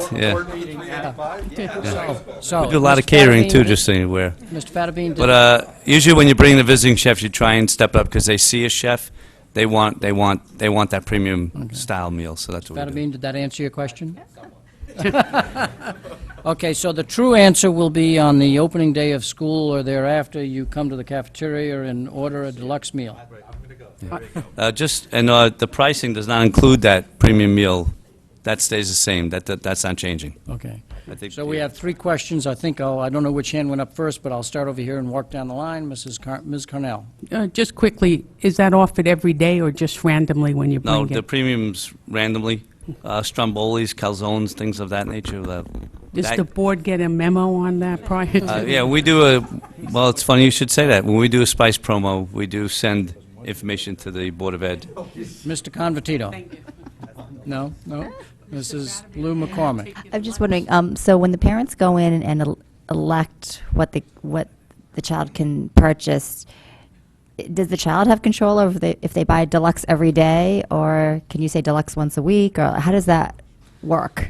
No, and actually, it depends on your POS. I think you have Horizon. What's the POS? Yeah. In the POS system, which is the point of sale, the cash register system, we can add notes in there from parents, like allergens, things of that nature, but other notes that could say cannot purchase a premium meal or no a la carte purchased. If they have money on account, we can make a note on there that they're whatever you want. So if from you the parent. say they can buy a deluxe meal once a week. That would be someone- hard for us to manage. I won't be able to manage that. So you can't do this. You either have full access to deluxe or you don't. Right. And you It's don't not offer- something I don't think people buy every day. Again, I don't even know if we could provide it every day at every school. Yeah. So it would depend. It won't be offered daily. There's a variety of items. You don't need the premium every day. Okay, so, any further questions on the school lunch prices? Hearing none, and Did I go to the public? Not yet. To the public. Do we have any comments from the public? And if I see somebody coming forward, Mrs. Munsell, I'll ask you to step aside, if you will, on the recommended motion concerning the public school lunch prices. Anybody wish to comment to the board on that motion? Seeing nobody coming forward, back to the board. There's no public comments, so are we ready to act? No further conversation. All in favor of the motion that says the Board of Education approve the recommended school lunch prices for 2014-15 school year as contained in enclosure number 5. All in favor, please raise your hand. It's unanimous. Thank you very much. Thank you, Wits and thank you Spokes, very for much. coming. and Thank you for the We look opportunity. forward to a nice partnership So with now, your organization. When I commented about increasing participation, if you get 9 new count right here, that doesn't count towards your goal, okay? No It's problem. student count. Thank you. So, we're back to the item 4C, which is approval of the revised educator professional growth plan. You have the underlying documents that were provided to you before, but we have 2 new enclosures, number 2A and 2B. The recommended motion is that the Board of Education approve the revised educator professional growth plan. Do I have a motion? Mrs. Gerber, Mrs. Maxon Kennelly, Mrs. Leffert, do you have any opening comments that you wish to make, or are you here for questions? If I can Okay. just, I think it might be helpful, there was a flurry of activity from the State Department after our April 8th meeting, so if I can just concisely tell you where we are and where we had to go. After the presentation on the 8th, I want to say 2 days later, we had communication from the State Department of Education with further information. Our committee convened again. We had some other revisions to make. And those were presented to you in the plan that was placed at your tables at the May 20th Board of Ed meeting. That document was submitted to the state on May 21st, and we received feedback on that document on June 10th, which didn't allow us to get anything before you on June 10th. The State Department of Ed also made some changes in how we go through the approval process for the teacher evaluation plan. So rather than coming to you first and then to the state and then back to the board again, we can't, they changed their language so that we had to present to you a document that was approved by the State Board of Ed first to be able to assert that we had met all the regulations that are in place. So I can tell you that what's before you meets those regulations. On June 10th, the only feedback we had was that we had to make some more explicit language, put some more explicit language into the section that talked about how we're going to work to calibrate our administrators so that 2 administrators can go into the classroom and identify what they're seeing very closely and would agree on what they're seeing. And so we did work to bulk that up, that language up in the document to make it a little more explicit, and that language is contained in a paragraph, a change in paragraph in the memo you received in your board packet for this meeting. So you received that last week. It's a short memo.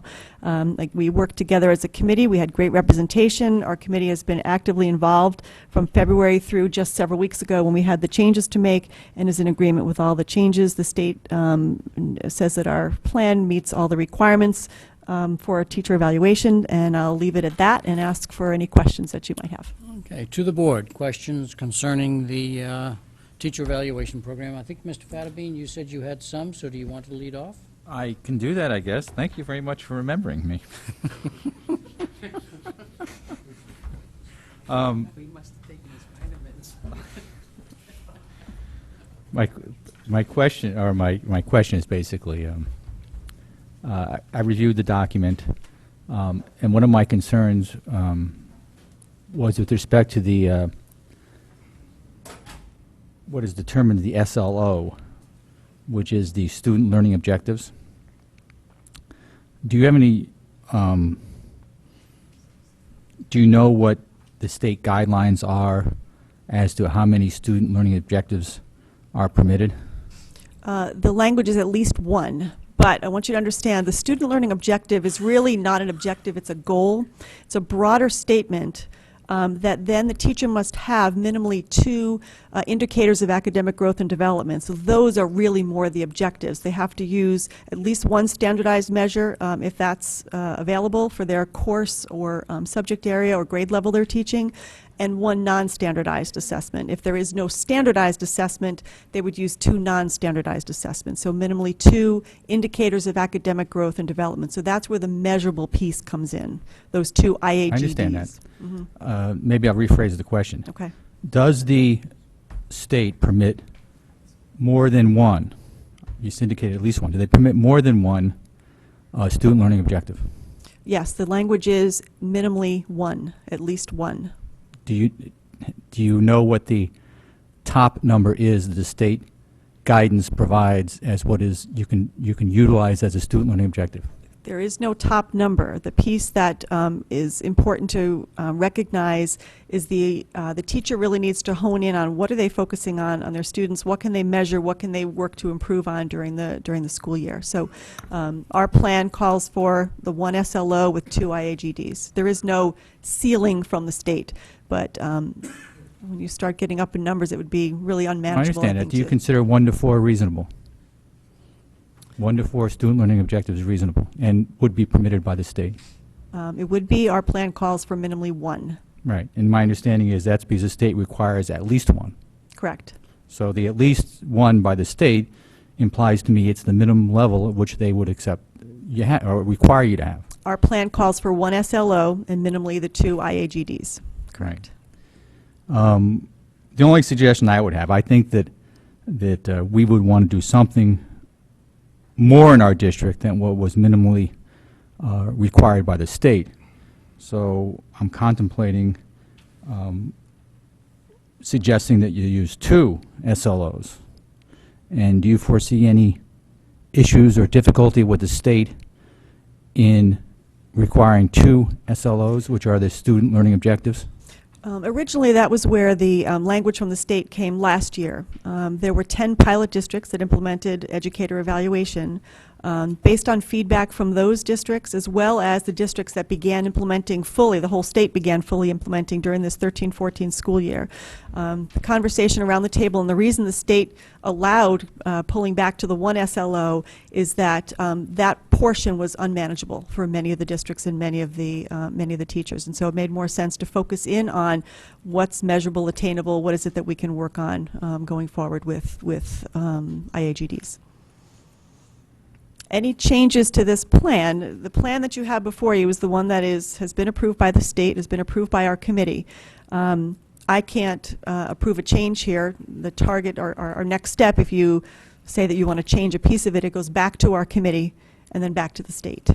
Do you have a belief that the state would have a basis in which not to approve a plan that had 2 student learning objectives?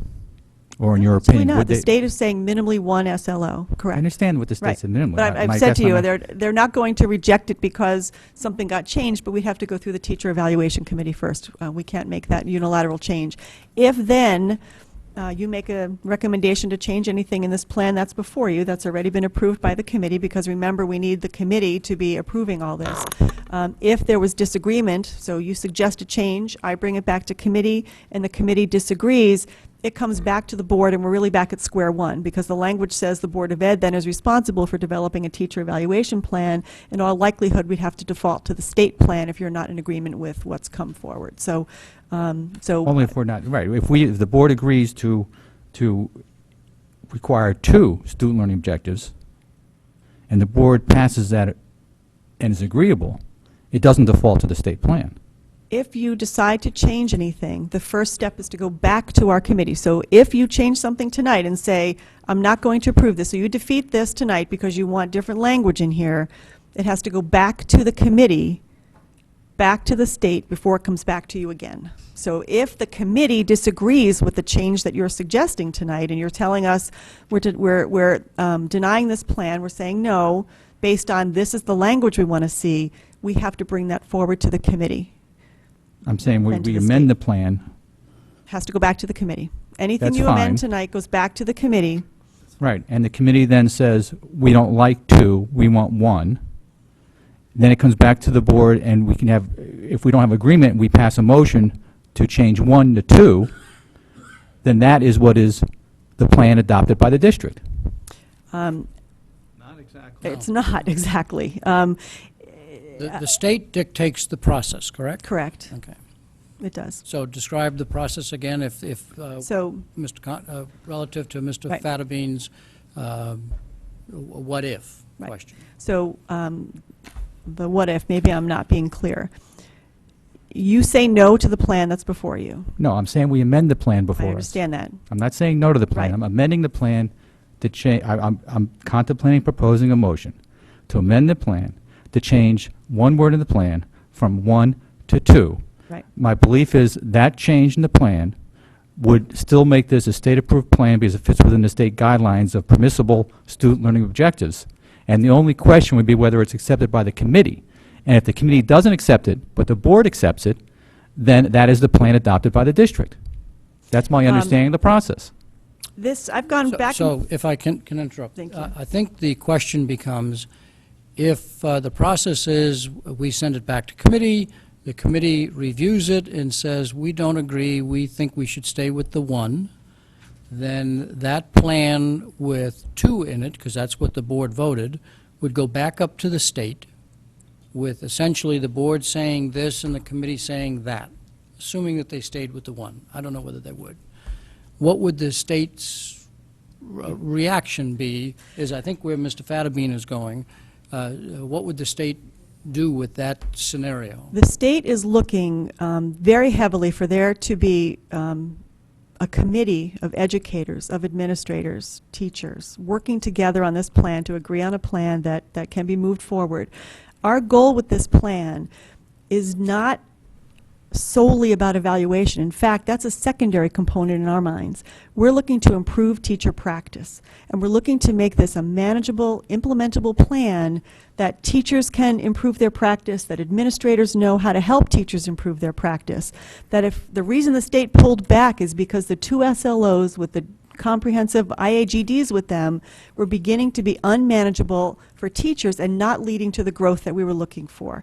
So our district, knowing that this was one of the flexibility options that the state offered, our committee agreed with what the state has found and said, absolutely, this is how we're going to help teachers focus on an area of concern. Remember, the SLOs are broad areas of improvement. So an SLO might be that you want your students to improve reading comprehension, and then you have to have 2 measurable IAGDs. It's a very broad statement, and it covers an area based on what a teacher determines and an administrator together, working together, identify as an area of concern for students in the class. So how are we going to work to improve that?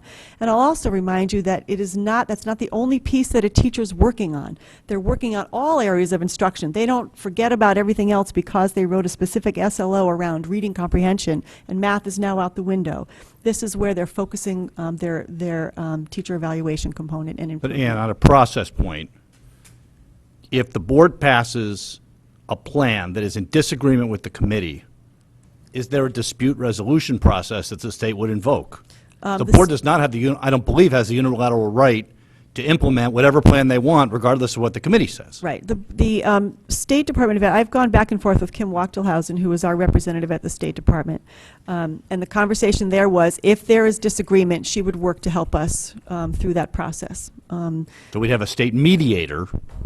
In essence. Meanwhile, on September 1st, this has to be implemented. Correct. Right? Right. And so I don't know what would happen there. The board actually has to approve something for the start of the school year, but realistically, we have to program everything and train everybody. So, and I don't know if Bob Smollers wants to weigh in on this from the teacher's perspective. Bob was part of the committee, but the process gets very messy. But it's not like it's impossible. It just has to go back to a committee.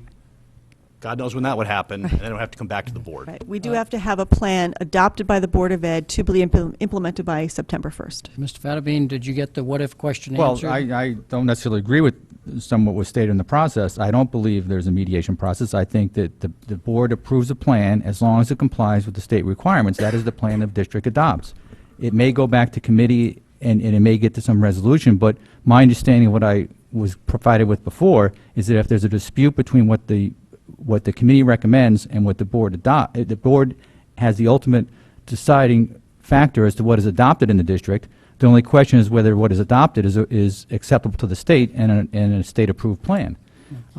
Changing my belief is that the state used the word at least one, implying that certainly you can have more than one, and in fact, if they didn't want more than one, they would have said no more than one.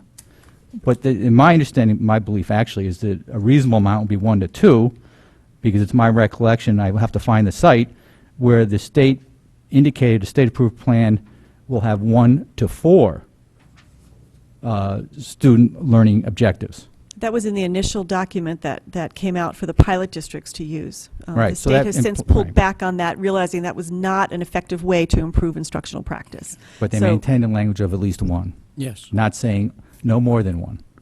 So my concern is, as a district, whether are we setting the bar high enough in the sense of only requiring one student level or student learning objective, which is the minimum required by the state, and should not our district, being a high-performing district, have an interest in requiring more student learning objectives for the overall purpose of improving student achievement? I mean, this is all about the students. It's not about it's about the students and what our expectations are of the students. So is it, in other words, is it too much to ask to have a student expectation of 2 student learning objectives? And that's, I think, the debate and the question, more so than the process and whether or not it's acceptable, not acceptable, what's going to happen. I believe the state would accept that. I believe that is in compliance with at least what was presented before, is what is a reasonable number of student learning objectives. It's implicit that the state may be favorable to receiving more than one student learning objective because they use the word at least one, because we're just doing the minimum required by the state, which, in my opinion, maybe we should try and do more. And that's my whole reason for suggesting 2. So let me take other board members' comments. I see Mr. Patton, Mr. Llewellyn, and Mr. Convertito, and then we'll see where we stand on that. Mr. Patton. I'm not sure if I'm asking for clarification on what Mr. Fadabine has been discussing. If in the document as it stands now, through the chair to Ms. Lifford, if the wording is at least in the document as is, the wording is at least one SLO. It is one. Or is that this? I know what the state requirement is. I'm asking what the wording is in the current document that we're approving tonight. It's on page 28. Each educator will write 1 SLO. Right. Okay, so it says what? It says one. So even though the One state SLO. requirement is that the districts have to have at least one in there, whatever number that they choose. But when we approve this, we have to actually state a number. In our plan, we chose to go down to the flexibility standard that the state offered of the 1 SLO. Of one. Okay, so there's no wiggle room in terms of, if a teacher or administration or whatever decides if the wording was at least, we could use that flexibility. But right now we have no flexibility. If it's one, it's one. Right, and I will remind you that the SLO is the goal, really. It says learning objective, but I've written goals and objectives my whole professional life as a special educator. It's a goal. The IAGDs are the objectives, and those are the measurable components of what we're looking for. And I'll just say that the state's looking for committee involvement and approval of plans too. So that's as important as any of the pieces that we look at. One follow-up. One follow-up. Quick follow-up question. For whatever reason, this plan gets approved and is in place, obviously, by September. Has the state told you that this plan is going to be revisited next year again?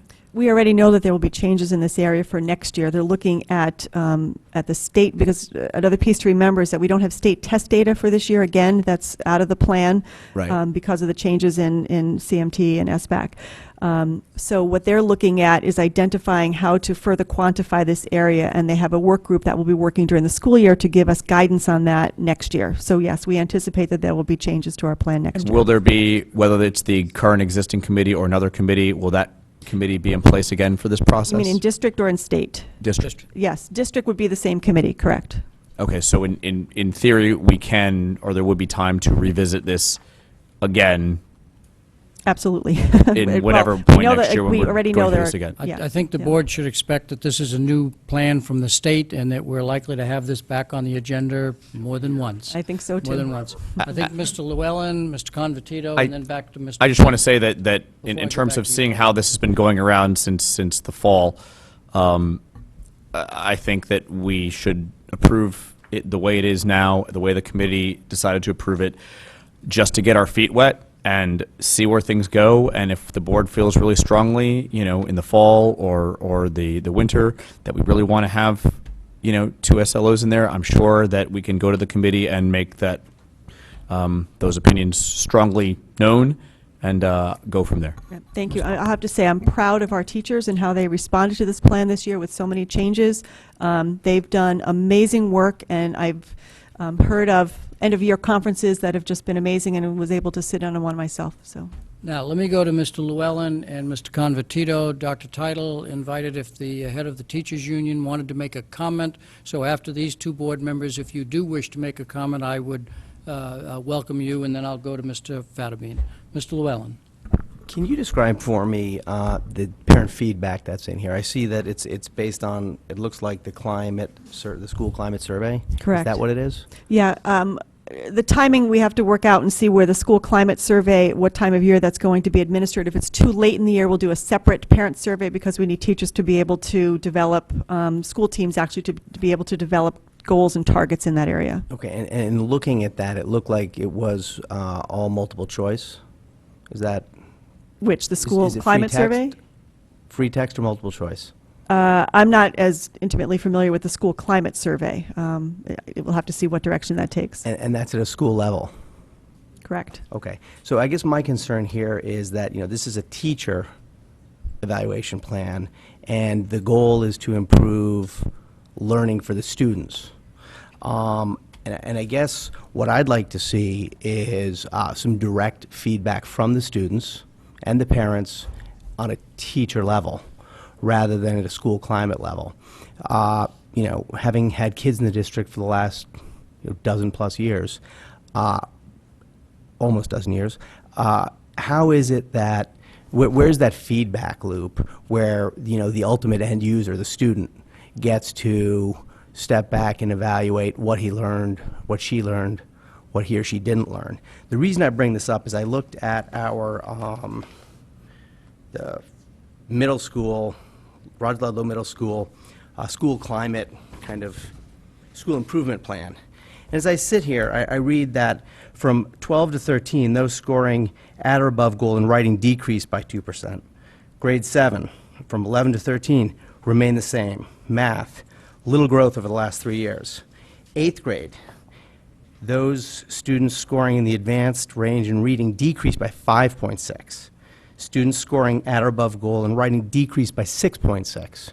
So where's the feedback from the students to back into the system, and from the parents? I think we need to put that in. I think we've got great teachers. We need to teach them how to improve. But at the same time, we need to be able to get that feedback into them. And I'm not sure where I see that is anywhere in the system. So I think that we need to add a direct free text back in, and it needs to be at the teacher level. I think at the school level is not very useful. According to the regulations of the state, it is a school-wide parent survey to guarantee that we'll have enough responses to be valid, to give feedback. So that's at the parent survey level. We administered a parent survey for the administrator evaluation this spring, and the response rate averaged about 4% of parents responded to that survey, which would not be eligible for any kind of meaningful feedback to the on the teacher level. So the state does not recommend, and in fact, the guidance from the state, the recommendation is school-wide survey, parent surveys. As far as student feedback, we are using the whole school indicator based on how the school is achieving its goals, and that's how we're using 5% whole school student learning indicator, which eventually will come from our SBAC scores. For now, that we're not giving the SBAC, it's based on, does the school meet its targets based on 3 goals that the administrator is setting based on data in their school. So there's the loop there as far as all teachers in the building being held accountable to what the goals are for the particular school building. But where's the feedback loop for that individual teacher to know how they're performing vis-a-vis what their students think?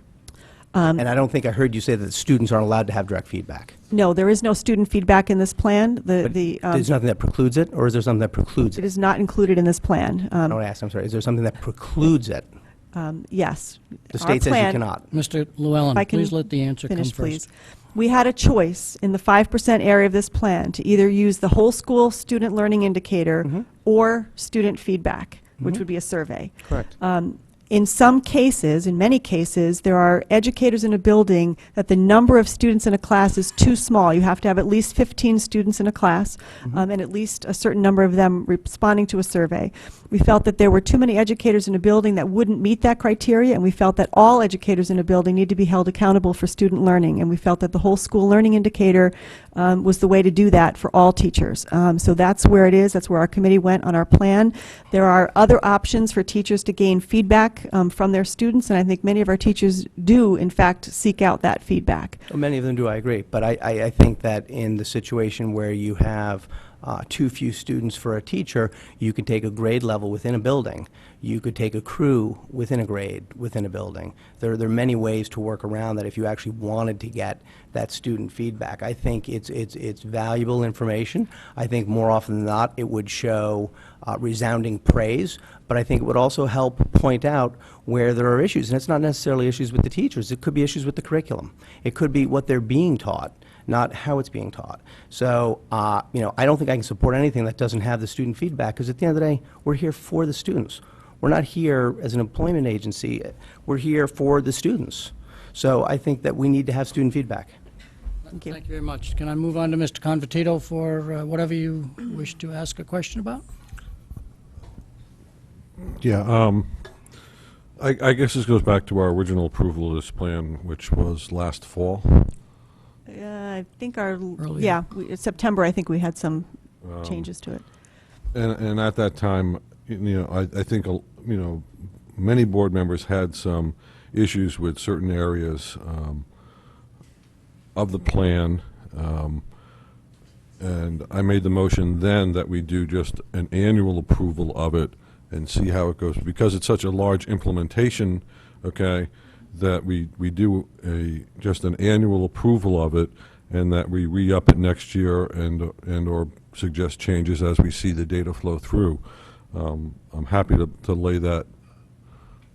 Maybe I can give some assistance to that, because that's exactly what I was thinking. You're Different deferring words? to Mr. Fattabine. You defer to, all right, Mr. thank you Fattabine. very much. And Mr. Smaller, if you'll permit this conversation, and then once that happens, please come forward. Well, I was going to offer a motion, so I'm not sure whether you want me to wait or offer that motion at this point. In fairness, I can Fairness offer to Mr. Smaller, if you have a comment that you wish to make that you think the board would be benefiting from, please make it, and then we'll deal with whether Mr. Fattabine wishes to make a motion or not. My name is Bob Smoller. I'm the incoming president of the FEA and also a member of the committee that developed this program. And I certainly understand the instinct that more is better when it comes to evaluating, but I think you need to understand we did do 2 SLOs this year. And while teachers and administrators worked very hard and cooperatively to make it happen, it was not without a great amount of pain. And of greater importance, each SLO requires a significant amount of data collection and a lot of meetings that go around that. And often that's the expense of the student. I myself lost 3 instructional days collecting data, which was time I needed for curriculum. And all the time that was spent in data meetings and in pre and post observations is time away from students that could be provided for extra help. Now, I'm at the high school level. I can't speak as much to what goes on at the elementary school. So when we got together as a committee, we said, okay, how do we maintain the accountability of this program so we can identify how strong a teacher might or might not be and how we can help that teacher become a better instructor while reducing the administrative burden for both teachers and administrators. And we carefully crafted this program in an effort to do that. And I would urge you to let this go forward as it is. We tried the 2 SLOs. We know what we have from that standpoint. I think we need to give this a chance to work to see where we are, and maybe there's a happy medium the following year. But we know right now that students definitely paid a price this year by having their teachers and administrators, I should say, tied up in a lot of data collection, a lot of meetings, and a lot of extraneous activity that didn't involve student instruction, extra help for students, and student involvement. So I think that would be the primary thing that I'd like to say regarding that. As far as the student survey is concerned, I do agree. I think we need to get good feedback from students regarding teachers. It's a very complicated process. Any survey would have to be validated. You don't want to have a survey come out, a result, because some teacher gives donuts and some doesn't, or some teacher's nice or is an easy grader and one isn't. That's a very complicated process, and I think before you went down that path, I think you need to do a lot of planning. And perhaps there is a way to do it on a validated basis that the results would be meaningful and actionable. I don't think we're anywhere near having that tool in place to be able to do such a thing. I will say that students do participate in the school climate survey, so we have information there. Okay, thank. So we have a motion that's already been passed by the board that requires this to come back to us on an annual basis. And so we could look at that as an option, or we can address a motion that you wish to put on the table. There's a motion on the table, but I believe you want to amend it.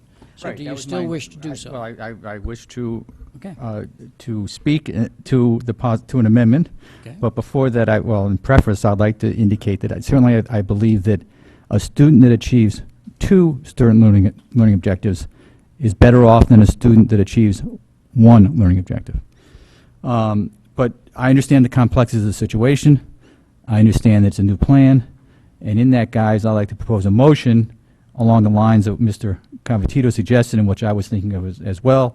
And that motion would be to add on to the end of the recommended motion, which I'll read the recommended motion, that the Board of Education approve the revised educator professional growth plan, and at the end thereof, to include the following added words.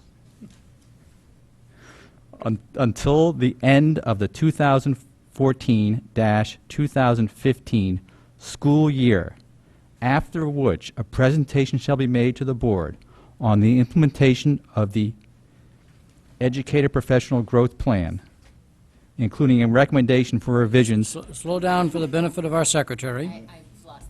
So until the end of the 2000 I have it written down. So here's what I understand. I'll do it slower. Okay, and you'll read it slowly, but you have it fully written down, and you can With hand it over, revisions. and you can hand it over to the secretary. Yeah, I just changed the date. Okay. So I'll read it again real quickly. Oh, you have a copy of it? I have a Okay. copy of it. So you read it quickly, and the secretary has a copy I in try front and of come her. prepared, Yeah, Mr. thank you. Chairman. I'll read it, the whole thing again. Start from the The beginning. beginning of the motion, the recommended motion, that the Board of Education approve the revised Educator Professional Growth Plan. And I may make, this is maybe, I may make one slight change to what I gave you there to make it consistent. So we'll add the language, until the end of the 2014-2015 school year, after which a presentation shall be made to the board on the implementation of the, I guess to be consistent, you had to be revised, Educator Professional Growth Plan, including a recommendation for revisions, comma, if any. And that's it? That's it. So you've made a motion, you've made a motion for amendment. Do we have a second? Seconded. Mr. Convertito seconds it.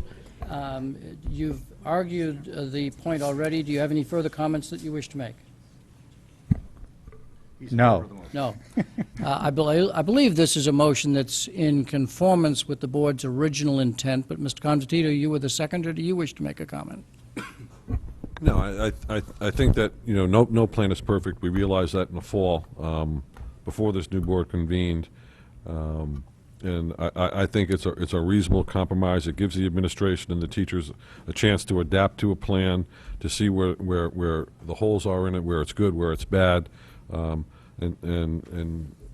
for us to be able to see that data, I think, puts us in a better indication as to whether we, like I said, want to up this. And I think this plan has come before us at least 3 times, okay, since we approved it for changes, okay? So I would anticipate looking at and look forward to seeing that data and how it flows and being able to analyze it next year and to Just move forward. Can I just first, If on page, it's real brief, on page 8 of the plan, the language in here says, the Fairfield Professional Learning Committee will review the Fairfield Educator Professional Growth Plan each year and make any recommended changes by April 1st. And that's what we added after your conversation last spring, that we would review this So on a it'll yearly be in basis. both our motion, and it's in the plan that we'd be adopting. Mrs. Lou McCormick, did you have your hand up? Yeah, I was going to propose making an amendment to the amendment. If you have it prepared, do you wish to Yeah. make it now? And it would just, after the conclusion of what Mr. Fattabine said, add the phrasing, and with the understanding that in the 2015 to 2016 school year, a student survey shall replace the school climate survey, which then gives us 1 year. Let me stop you at the motion, so Okay. I can get a... Shall I read it again? Moved and seconded, and then you can continue your argument for it. So could you read the amendment so that it's Shall I clear? read it again? Yeah, please read it again. Yeah, so... No, I was done. Sometimes it's confusing as to when you... And with the understanding that in the 2015-16 school year, a student survey shall replace the school climate survey, period. So do we have a second for that motion? Mr. Llewellyn, do you have further comments that you wish to make on that amendment to the amendment? I'll clarify that because I think it kind of goes in line with what you were saying. It would be good to have. It seems like it's an important feedback loop, but something like that requires a lot of preparation and time. And if perhaps 2015-16 isn't even enough time, we can maybe even amend the date. But I think without having the intent of doing it, we will never do it because there will never be advance time to approve it without the work and intent having been done in advance. Thank you. Mr. Llewellyn, you seconded the motion, so... We need some clarification here on what the motion is. Let me Okay. say the process. Mr. Llewellyn, you had the second, and then I'll ask Dr. Tittle to... Dr. Tittle, go ahead, I'll come back. Okay, thank you. Because, as I understand it, you're talking about replacing the school climate survey with a student survey. But the school climate survey is the parent survey, correct? It is in this document. Right. Correct. Exactly. So I don't think it... No, so they made an The election. concern I have is Yeah. that this is now dictating to the committee what Right. needs to be in the plan, and it's blowing out of the water exactly what the state's telling us to do, is to have teacher and administrator input to this plan. So Right. I'm concerned about the language of this amendment to the amendment.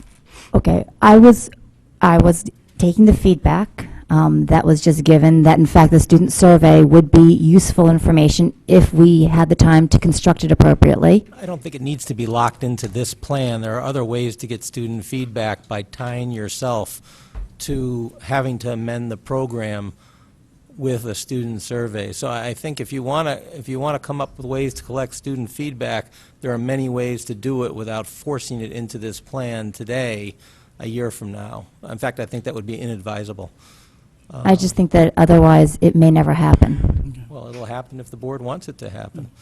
So... That's why I would like to see if the board wants something like this to happen. So that will be the discussion we have. Now, you finished your comment? Yes. So, Mr. Llewellyn. So, just to throw this out either through the chair to Dr. Tittle or anyone, is this language that was proposed prior to this amendment consistent with the language from last year?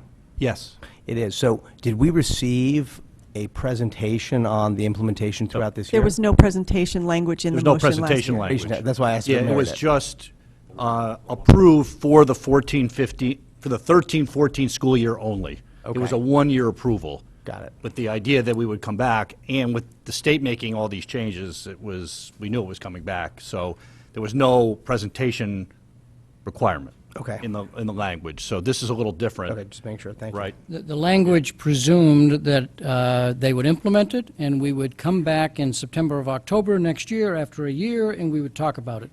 In the meantime, the state has made a reasonable number of changes, so it has come back more frequently to us. Right, and there are other changes that the committee felt were appropriate based on our experience of this first year, and so that led to some refinement to make it more explicit on where we're going and how we're supporting teachers. The argument has been made for it. Mrs. Lou McCormick and Mr. Patton, and then perhaps I could go to the public and then come back to the board. Mrs. Lou McCormick. And the reason I added this motion in, just so you understand, is because rather than wait for a year to then come back and get a presentation and then figure out if we actually need a student survey, and as you mentioned, we would only do so if the board wanted it, I guess it would be, I think, of interest probably to the public and to myself to see if a student survey actually is of interest to this board. Mr. Patton.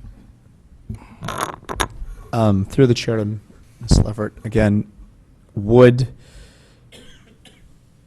is the committee, when would, in your anticipation, in your assumption, when would the committee reconvene to evaluate this program again? Would it be near the end of the year? Would it be in April? Would it be in No, the it would have fall? to be much sooner, because it takes us some time to get together to talk about any recommendations for changes from the state, so I'd look at probably January, no later than January, as our target to get started. We need time to get the work done. Okay. And I can't speak for, for the board certainly, but I would guess that if the board certainly wants the student survey or a student survey to be a part of the 2015-16, that's the following one, right? Right, that's what we're talking about. Then, we would, I assume even now it'll be on record that we want our intentions clear that we would like some kind of student feedback involved in this process, which when you start with the committee in January, that would be a starting point in terms of changes and whatnot. My problem with the I guess the amendment or the amendment to the amendment, any of it is if it conflicts with requirements of the state, or in terms of the process, I'm always wary about pigeonholing, an organization into something when you don't have any data from starting the program. So I will applaud our two lawyers here in the room that they have agreed on something that it sounds like it works. And that language is, as long as it doesn't interfere with any language in what the state imposes on us, I'd support that. In terms of the amendment to the amendment, I'm for student feedback, absolutely. I just don't think stuffing it into this at the end is a wise thing when we have no idea how this is going to play out with next year's evaluation. We're all, I think we all, or many of us agree that we want student-teacher feedback in evaluation in the future, and how that is, how that plays out. I think the committee is really where the state wants, those decisions to be made, not necessarily in our hands. And I'm concerned with the language replacing the school climate survey. That's- So let me go to the public on the amendment to the amendment regarding student feedback. Huh? Well, I thought that, I asked if the board would mind that after that, we go to the public and then come back for further conversation. Any conversation from the public concerning the amendment to the amendment? And so I'll ask the secretary to read that so that you might know, and please. Well, it would be coming at the end of Mr. Fadabine's proposed amendment which reads, "Until the end of the 2014-15 school year, after which a presentation shall be made to the board on the implementation of the revised educator professional growth plan, including a recommendation for revisions, if any." And then the amendment to the amendment would start, "And with the understanding that in the 2015-16 school year, a student survey shall replace the school climate survey." Thank you. So to the amendment, do you have a comment? Please Lisa state your name and Davey, address. District 8. Yes. Surveys seem to be my middle name. I think it is absolutely important to have student feedback. And because this is all brand new, I agree that I think if you're going to be looking at it in January, that's the time that the committee should be looking at it. Doesn't mean it has to be there, right? Because we're reevaluating this every year. So if you're agreeing to that, why not? My only question is, perhaps you don't replace one with the other, but continue to have both. So again, but surveys where the children are concerned, I think it's really important how they are administered. I think the original climate survey was administered in the schools without parent knowledge, in some cases. And so I just think that where the children are concerned, it has to be valuable data for the teachers, for us, or for you, and how it's administered is going to make a big difference. And saying, perhaps the gentleman who is sitting here, that we can always find a way to get that data doesn't necessarily happen unless we put it in writing now. Thank you. Thank you. Any other comments from the public on the amendment to the amendment?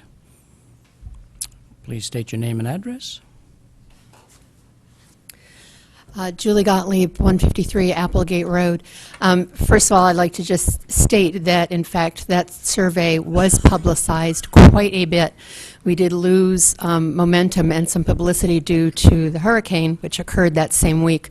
But massive efforts were made by many, both in central office and board and PTA council, to make that well known. Second of all, I have grave concerns about putting these two surveys or replacing the climate survey with a student survey in a year.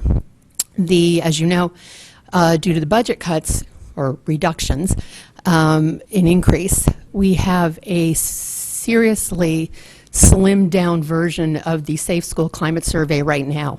It is going to be probably done something along the, obviously, Andrea Leonardi can speak to that much better than I can, but being on the committee, I know that we're going to be looking at nothing nearly as rigorous or meaty as what we've been doing in the past. And if you want good, substantive information coming back from these kids, we are not going to get it at the level that we're going to get now, and it will require extra money, and as we all know, that is hard to come by.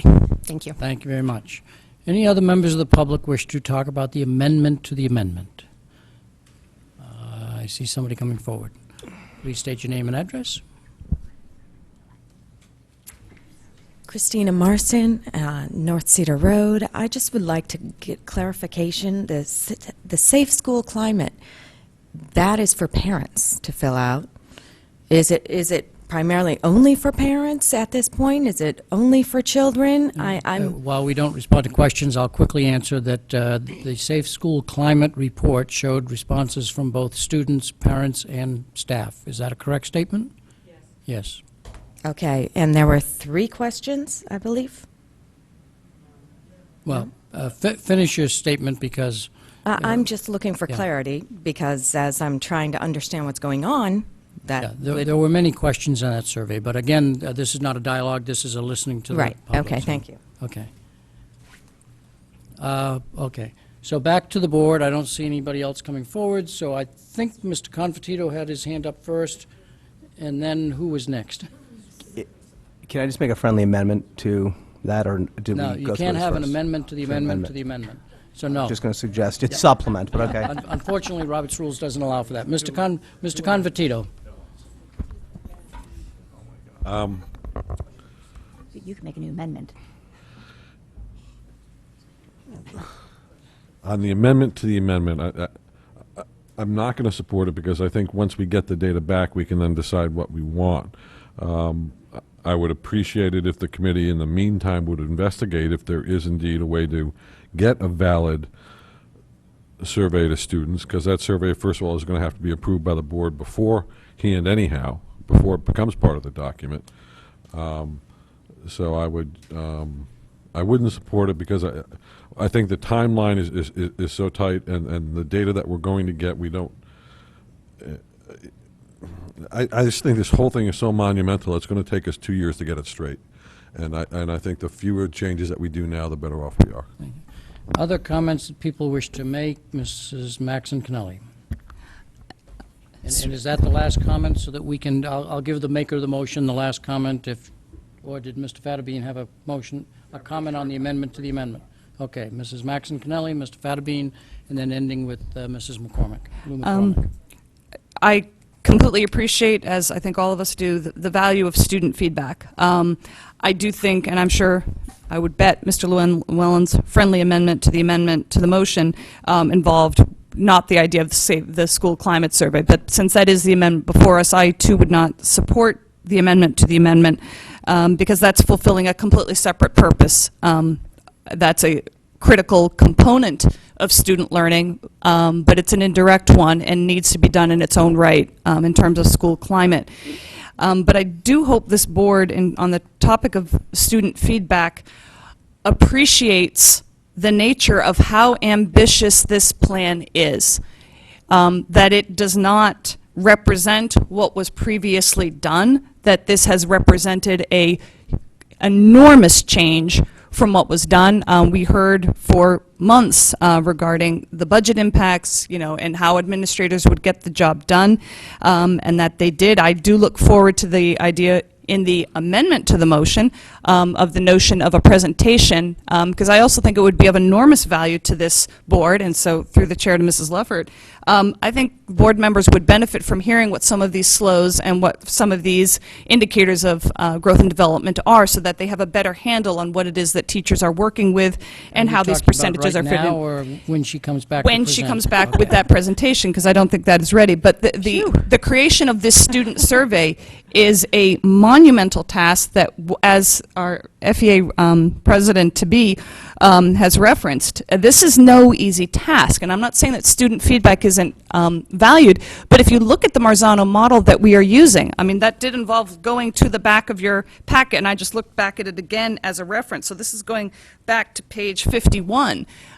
There are many implicit means that students are giving feedback and which administrators are looking for. Are the students engaged? Are the students success? So there are many measurements implicit in this, and that's 45% of the 40% of how the teachers are being evaluated. So that measurement of how students are reacting to that teacher and what they're getting from it, it is to a, I'm not saying it's enough. I think, having a means of getting student feedback is absolutely value. But one, I would not want it replacing the school climate survey, and two, I wouldn't want to put the timeline on it yet because the state keeps changing this so much. And if they throw another, Wrinkle. Frisbee and wrinkle, I was trying to look for something a little more dramatic, but throw another wrinkle into this, that, again, every change involves time on the part of our administrators and time on the part of the teachers preparing for it. I lost 2 full teaching blocks because I had to administer my work, which when I, had other projects I would have dearly loved to have been doing, and that was for one slow.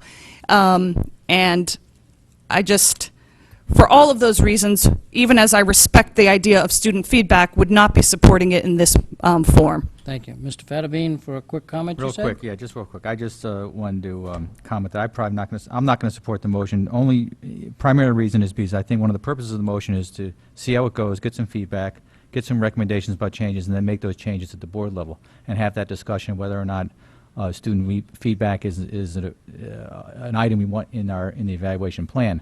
So I think at that time that discussion can be made, but I think that the administration be aware that at least for some board members that's a concern and something they may want, and student feedback may be a worthwhile component. But first I think you have to take a look at the plan, let it work for a year, see what happens, and then may have those discussions later rather than now, and that's just my only comment. Okay. So, Mrs. Lou McCormick, your last comment. I'd like a point of clarification. When I was listening to you speak before, it sounded like we had elected to do the client Could survey. there are 2 speakers there. Are you referring to the Mr. Smalley or to Mrs. Leffert, okay, Yeah. thank you. When you were speaking before, I believe you were speaking to Mr. Llewellyn, you had indicated that the district had elected to not do the student survey as that slice in the pie, but it elected instead to do the parent climate survey. Did I? No, that's not correct. Oh, I'm sorry, so maybe I misheard you. 10% of a teacher's evaluation is based on parent feedback. So that parent piece is there, has been there. Okay. There's a 5% piece, which a choice is a student survey or a whole school learning indicator. Our committee chose the whole school learning indicator, so all involved in the school would be aiming towards targets that were set for the school to achieve. Oh, so it's called a whole school learning indicator. Correct. Okay. So then, I guess I can't amend my statement, but that was the intent, was to have the student survey election override the election that the committee had chosen when there was a choice. Again, we're getting into, is the committee now being Exactly. overridden and not having a voice in the choice? Well, So- clearly, so- I think everybody has a voice, but I'm expressing my voice as well. And so I think the conversation was really to understand. Excuse me? We are committed, we absolutely believe, there's no one on the committee that didn't believe student feedback is valuable. And if we can find a way to do that in a way that's respectful of students, that can gain meaningful information, we're happy to do that. But we also don't want to blow up the plan and go down a path that's not going to give us meaningful feedback. No, So- I understand. So, Mrs. So- so- McCormick, you've made your argument, last comment? Yeah, so I wanted to clarify. So inside, instead of school climate survey, it should have been whole school learning indicator. Unfortunately, you can't amend an amendment for Okay, an amendment. but just so you we're- understand. You might be able to we're with- withdraw it. We're with the, Oh, I can withdraw. well... But before no, I no. do that, let me... No, Mrs. Lou McCormick. The board owns the amendment now, and so you can suggest that you want to withdraw it, and the seconder, I would ask, but if the whole board has to agree to withdraw it, or otherwise we will act on it. Okay, that's So fine. what is your wish? Well, first I have one more question, and then I will make my motion. Okay? Please. Okay, and the second question is, have any of the other districts elected a student survey over a whole school learning indicator that you're aware of? I don't know. So we haven't discussed this with other districts? No. All right. Are we ready to act on the amendment to the amendment? Yes, so I'll make the motion to withdraw since I Not a motion to misworded. withdraw, you're asking to withdraw your amendment. Asking to withdraw my amendment. Do you agree with that? Does the board agree to withdraw the amendment? Now, you're withdrawing the amendment if the purpose is so that you can put forth another amendment to the amendment, or is it you're withdrawing the amendment, period? I'd like to have a sense of what your, as soon as the board agrees, are you going to say, raise your hand and say, now I have another amendment to the amendment? That's the future thing. Why not? I'm just trying to get guidance as to where we're going. So let's get the board's consent first. Okay, and Mr. then Catapine. What does the board wish to do with the request to withdraw the amendment to the amendment? I'm certainly willing to Mr. Patton? Mrs. Okay, so it's withdrawn. So I get the impression that you wish to further make an amendment to the amendment. we will restate school climate survey with whole school learning indicator. Are you saying that the statement you made before, but replace those final words? Correct. Okay. Could you read these so the board has clarity? So following Mr. Fadabine's amendment, it would be then added on, and with the understanding that in the 2015-16 school year, a student survey shall replace the whole school learning indicator. Okay, so it was moved. Do we have a second? We have a second. We've had extensive discussion on this. Is there further discussion that is needed? Do you have any further comments that you want to make on this? Does the seconder have any further comments that you wish to make on this? Any other board members? So we are back to another amendment to the amendment. It's a new amendment to the amendment with the change of those words out to the public. Does the public have any comments on the amendment to the amendment?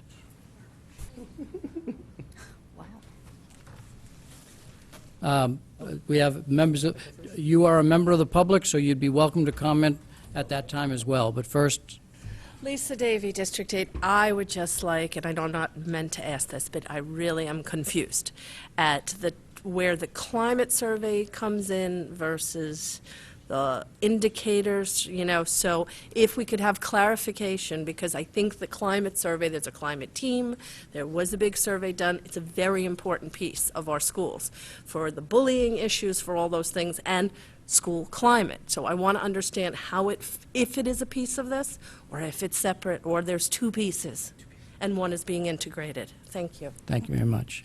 Mrs. Smalley, did you want to make a comment as a member of the public? I just wanted to emphasize again that this is an enormous undertaking as it is, and I just think it's inadvisable to pigeonhole ourselves into something within a year's time frame, especially a student survey, which is a really enormous undertaking to validate it, not to mention the expense of doing so. So I just think it's an inadvisable thing, and I think the original amendment, as it was stated, meets the state requirements and is probably the most advisable thing to do at this point. Thank you very much. Any other members of the public wish to comment? Seeing none, back to the board. Any further comments from the board on the amendment to the amendment? Any further comments from the board on the amendment to the amendment? Mr. Patton.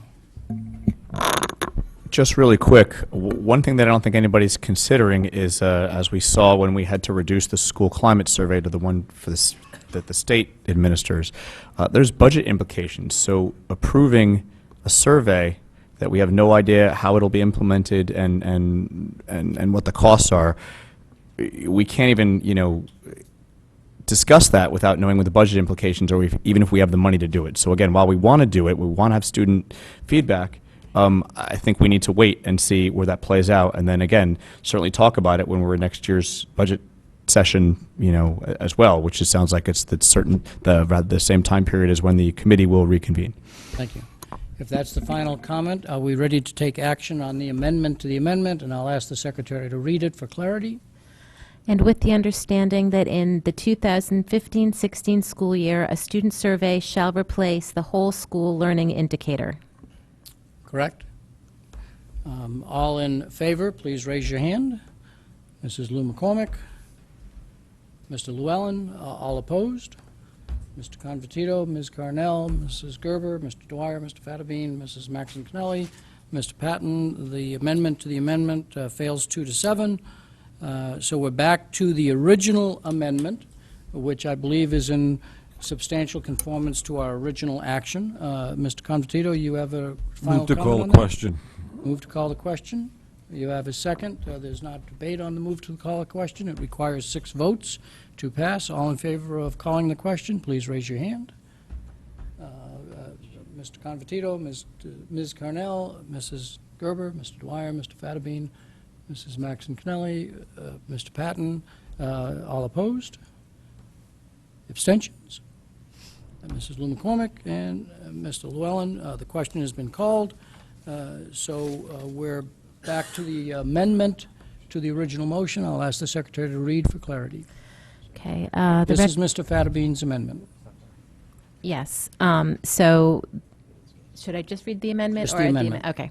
That the Board of Education approve the revised educator professional growth plan until the end of the 2014-15 school year, after which a presentation shall be made to the board on the implementation of the revised educator professional growth plan, including a recommendation for revisions, if any. Correct? Okay. All in favor of the amendment to the original motion? Oh, that's right, too. We did not collect public comment on the first amendment. Thank you, Mr. Convertito, for reminding me. Any comments from the public on Mr. Fattabine's amendment to the main motion? Seeing nobody walk forward, we're back to the board. Since there are no public comments, we're ready to take action. Everybody understands the amendment. So all in favor, raise your hand, please. It's unanimous. So we now have the motion as originally typed on your sheet, together with the amendment that we just passed. Any further comment on the main motion as amended? Thank you. Well, because it is now back to the main motion that we never took public comment on, although it's a related subject, our rules show that we go back to the public for any public comment on the main motion. Any members of the public wish to come back to the board on the main motion as it's been amended? Hearing none, with no public comment, back to the board. Are we ready to act? All in favor of the motion as it has been amended? Everybody clear, so we don't have to restate it? Raise your hand to say you're in agreement with it. Mr. Convertito, Ms. Carnell, Mrs. Gerber, Mr. Dwyer, Mr. Fattabine, Mrs. Maxon Kennelly, Mr. Patton, opposed. Mrs. Lou McCormick and Mr. Llewellyn. The main motion as amended passes 7-2. And I am sure that the members of the staff committee will be apprised of our discussion and probably will have healthy discussion as they look at the plan and review it and come back to us at a presentation. We're on to item E, which is enclosure number 6. Board members, if I may, before we put that motion on the table, our meeting went rather long 2 weeks ago, and we do need to get to the review of the superintendent's contract.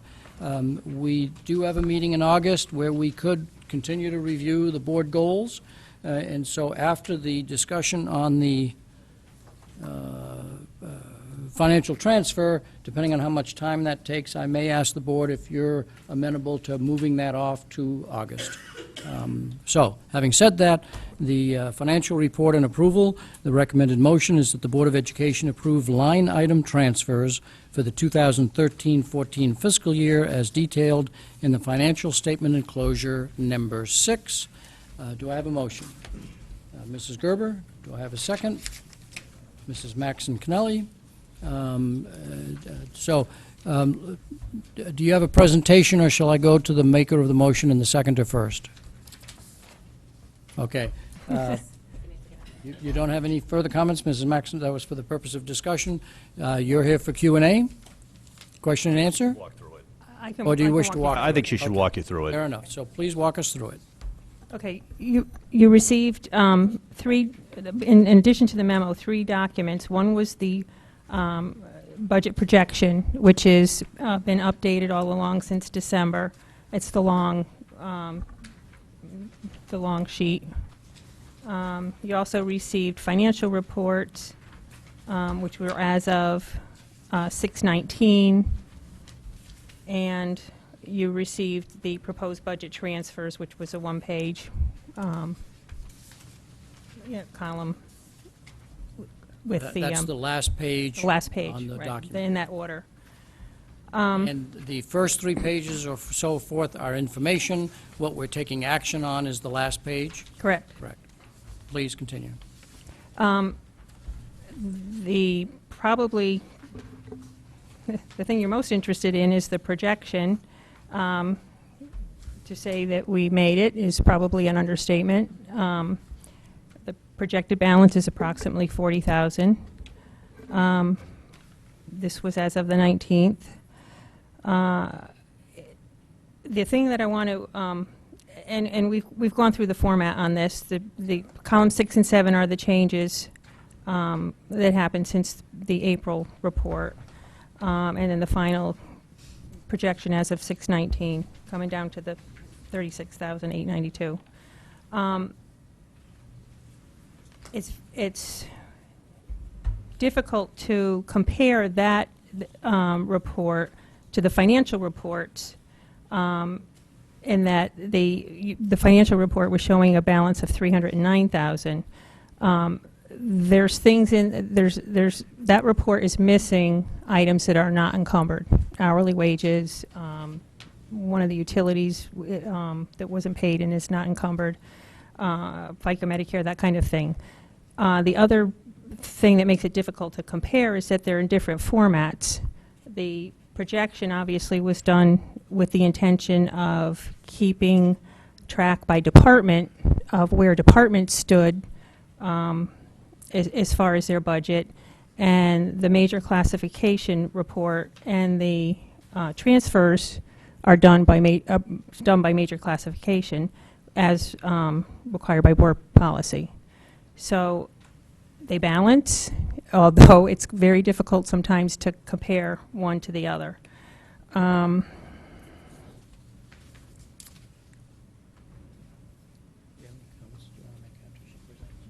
That's I mean, that's one thing, that's just what I wanted to explain. I don't know, I guess now I can take question and answer, instead of going into any more detail. I'll ask Dr. Title if he has any further things that he wants to comment on, and then I'll go to Q&A. So to comment on that, I did put my neck on the line that we would finish the year in the black, and we are. It's close, but we're going to make it. And that's really a lot due to Doreen's diligence and the support of the administrators and teachers in the district who were able to absorb some unanticipated expenses and go through a freeze and really not have that have a significant impact, in the classroom as much as possible. I mean, some of it did, but for the most part, we were able to defer some things. So I think that's important. And the other thing I would like to point out is that we do have an agreement with the town. So this can happen. There's purchase orders out there for stuff right now with estimated costs on them. People tend to estimate a little bit high because the cardinal sin is doing a purchase order and having it come in higher than what you put on the purchase order. So typically, as the books get closed out in July and August, this number could grow. As of June 30th, we don't own the money anymore. It goes back to the town. But the town has agreed, and the first selectman has agreed, and this typically ends up being, you never know from year to year, $50,000, $60,000, $70,000, that rather than have that money just go back into the general fund, that money is going to go put into the board's health insurance fund. So we're going to pick up some additional funding there, but that won't be done until after the close of the fiscal year, and then we'll be able to tell you in September, or maybe the August meeting, probably September, about exactly what that is. So I think it's a cooperative effort from the town and us to continue to make some headway onto the health insurance fund. I'll stop there. Mr. Confortito, I think your hand went up first, and then Mr. Llewellyn, followed by Mr. Patton. Through the chair to Ms. Monsell, and maybe you can, I have in my left hand your Fairfield Public Schools food service program dated 6/19 that you handed out earlier in the evening. And I just want to just make sure I'm tracking the numbers correctly here.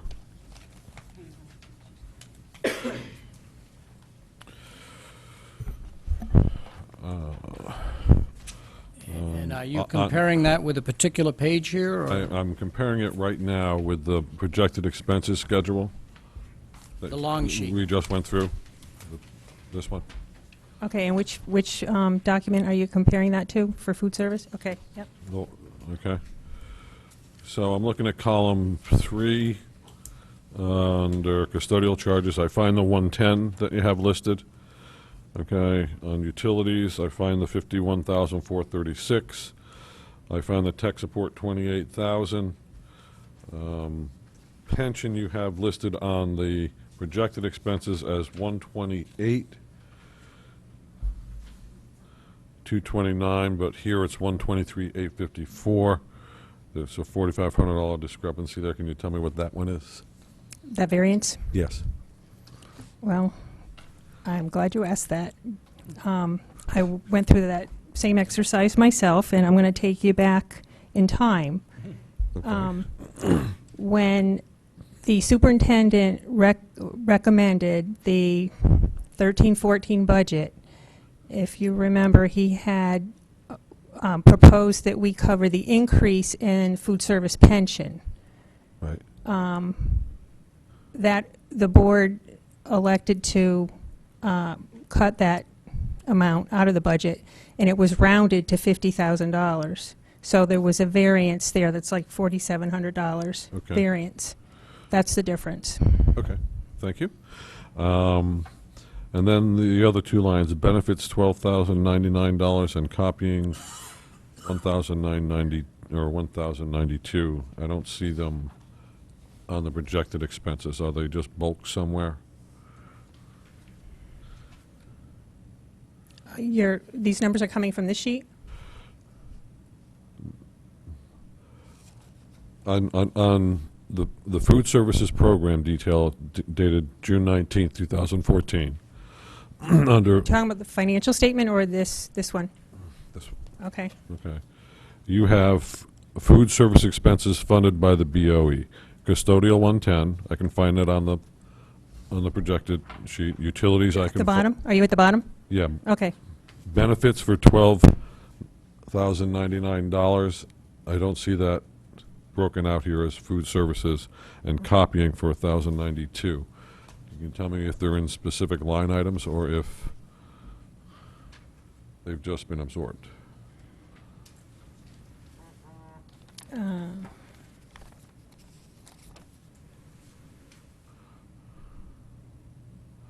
So are you asking whether I'm that's try- I'm part trying of to the g- wage and I benefit just want to line make and sure just this. absorbed in there? Want to make sure is that this whole 165,845 and the 161,436 are reflected here.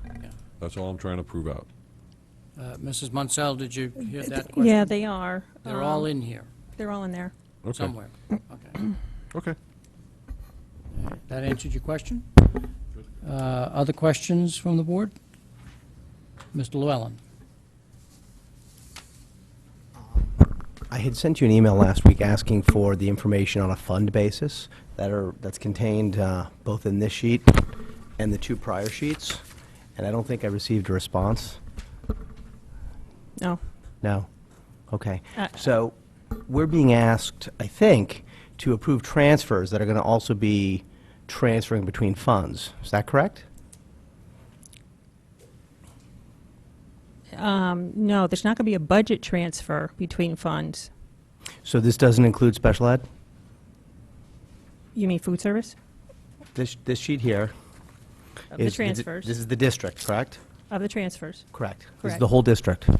Yes. Does this include special ed? Yes. Does it include food service? Yes. Does it include the general fund? It doesn't, it incorporates the expenses that we spoke of earlier to cover for food service.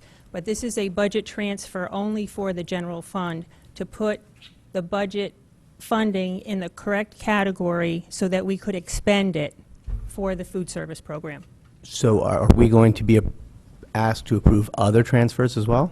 Or are these the only transfers? No, these are the only transfers you do. So there are transfers here that relate to all funds, not just food service. Correct, but we don't do transfers for any other funds. But, so, yeah, I guess I don't know that because I'd asked for kind of the fund balances and didn't receive them. So I don't know that there aren't transfers between other funds. So you're asking us to approve transfers, but we don't know if we're being asked to approve transfers between funds. And that was the genesis of my question and why I'd asked for the information. So special ed is its own fund as well. And I thought a lot of the problem we had. The only fund that is different for special ed is a grant. Grants, we don't do transfers for grants. Grant revisions have to be approved by the state. They're not transfers of the board. But we have fund, what was it 23 is the special ed fund? I forget the number, I apologize. Okay. It's in a separate fund. Yep. So technically speaking, if we're going to transfer between funds, we need board approval. We are not moving budget funding from one fund to another. We are simply moving the funds in the Board of Ed budget from one major classification category to another in order to allow us to expend the money out of the general fund for food service. Okay, so if that's the case, do we even have jurisdiction to transfer without Board of Finance approve or the Board of Selectmen or the RTM if we don't own the food service fund because we never budgeted the food service fund? It's not in our budget and it sits on the town's financials under special revenue funds. I think that question is covered by the memo from our accountants that said it is normal and customary for certain expenses to be charged to the operating fund, and that seems to be an That's an incorrect approval. interpretation, in my opinion, because that memo talks about what's normal and customary. It doesn't talk about transferring funds for balances that are already incurred. Yeah.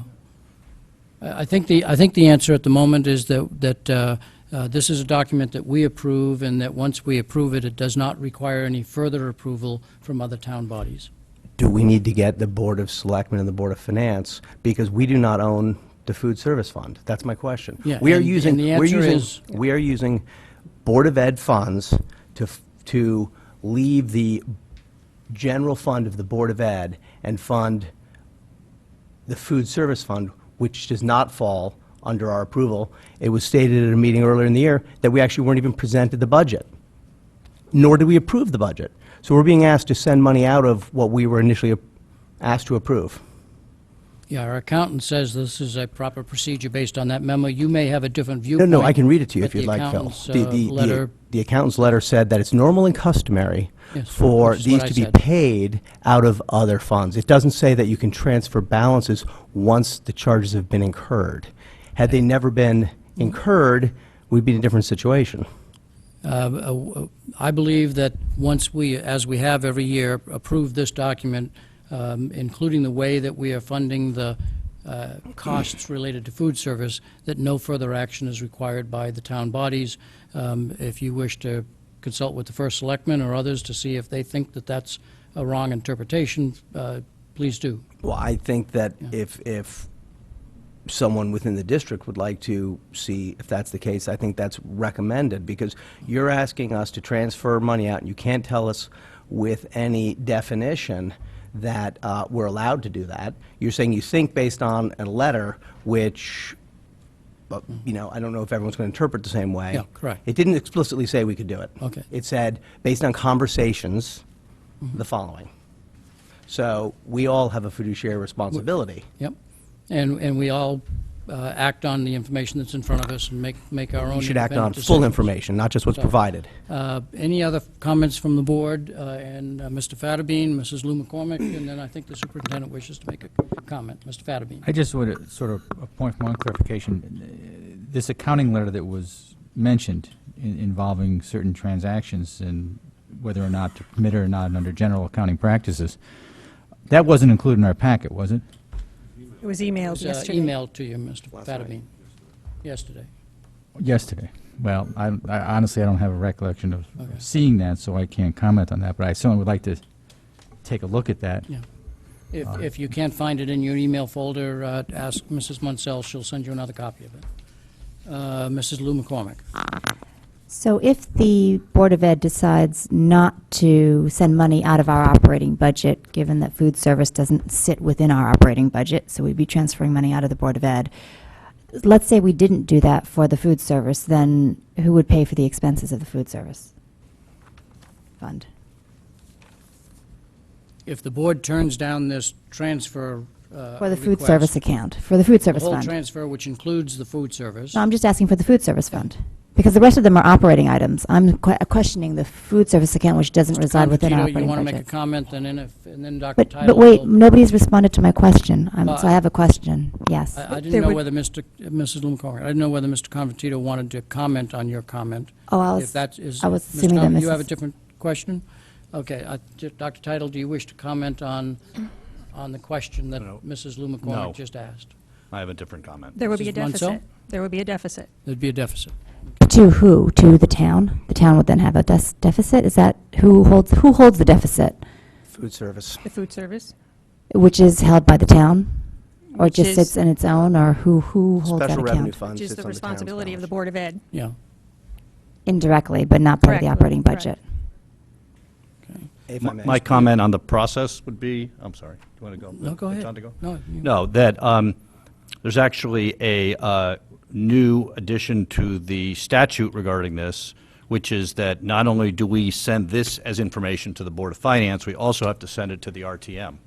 So all those members will be apprised of this, and if somebody comes back and says we need to take action, then we will. But they've never done it before, and we don't believe they have to do it. And that is one of the reasons why I asked Mrs. Munsell to actually meet with the partner of the auditing firm that audits the books to ensure that the partner in the auditing firm, who has said all along that we're handling this appropriately, is on board with our handling it this way. So that was my point, that this also goes to the RTM and the Board of Finance once it's done. That For was i- one for process information point. purposes. That was for information purposes, not for action. Yeah, Mr. Convertito. Through the chair to Dr. Tyrell, Ms. Munsell, we are not transferring funds into the food services.